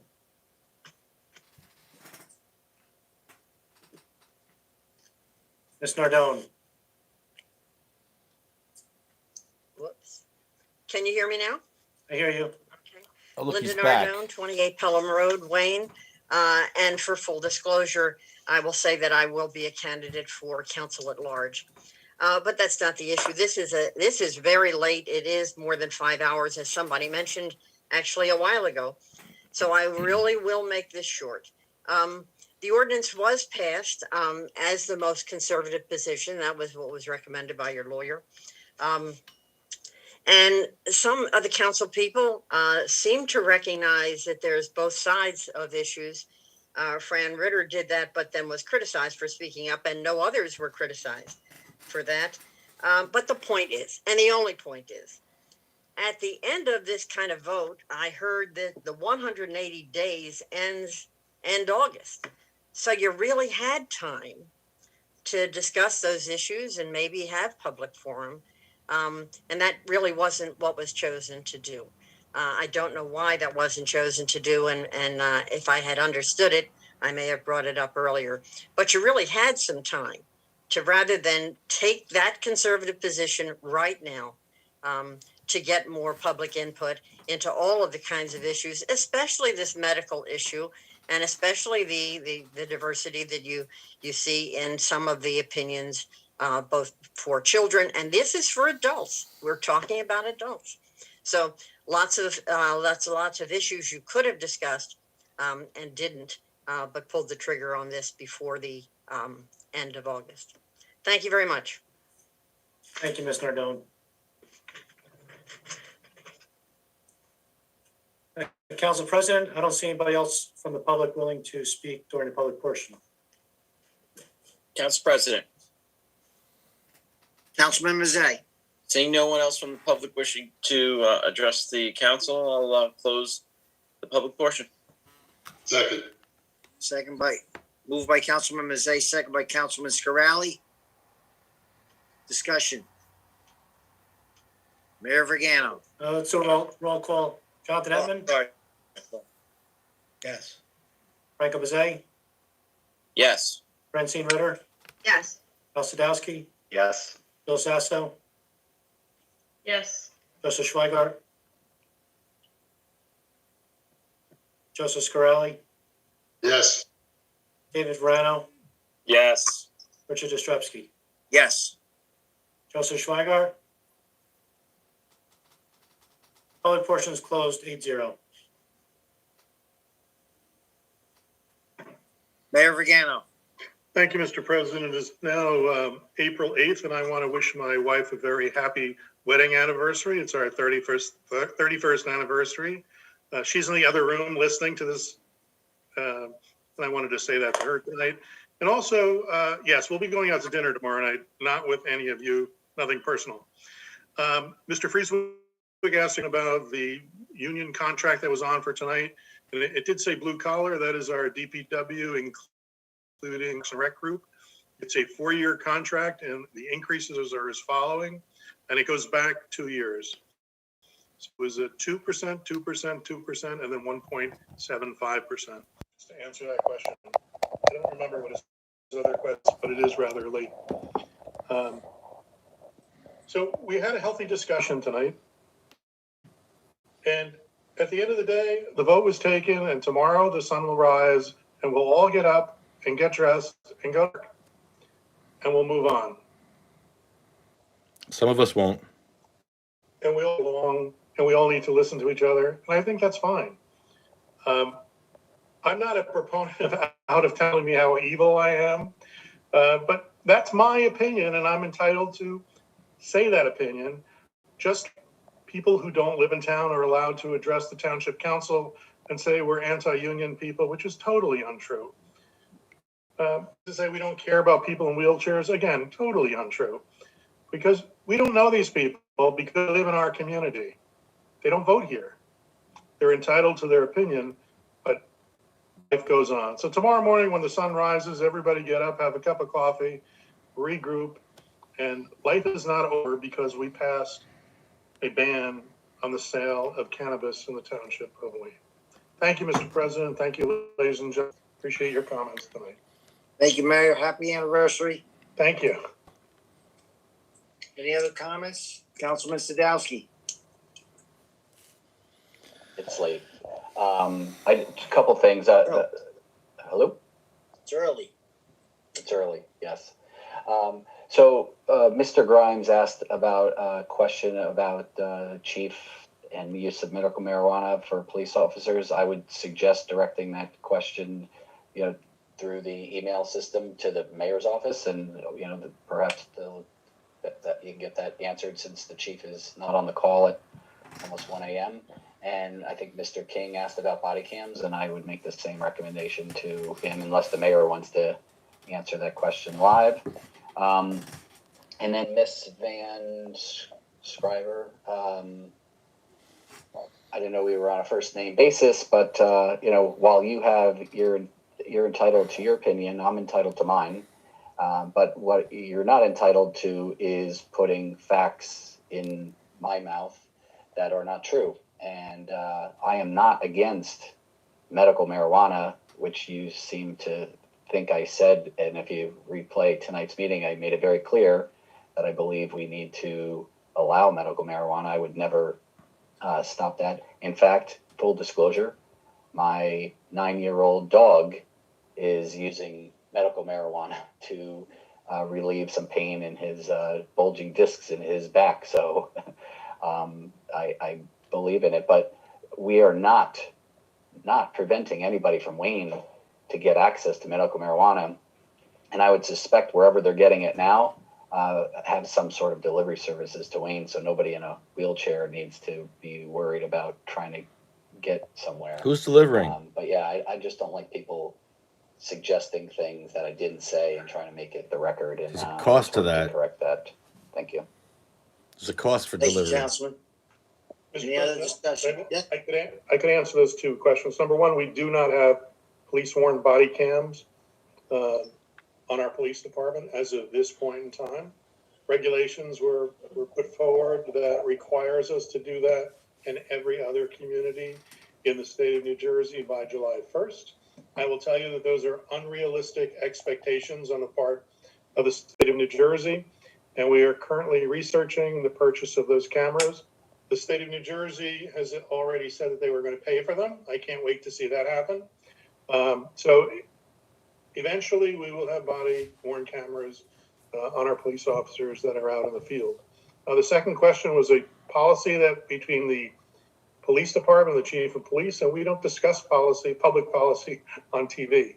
That would be between the police department and the chief of police and our attorneys. I think I got those two. Thank you, Mayor. I just would like to thank our representative from the Wayne Alliance, Robin Galino, for coming to tonight's meeting and sharing her information. And also would like to thank Chief Macbeth for sharing his information with the council. And I believe we're done. We have a motion to adjourn on the table. Motion by Councilman Ettman, second by Councilman Verano. Have a good evening. Have a good morning, guys. Maybe a cup of coffee will do. Good night, everyone. Good night.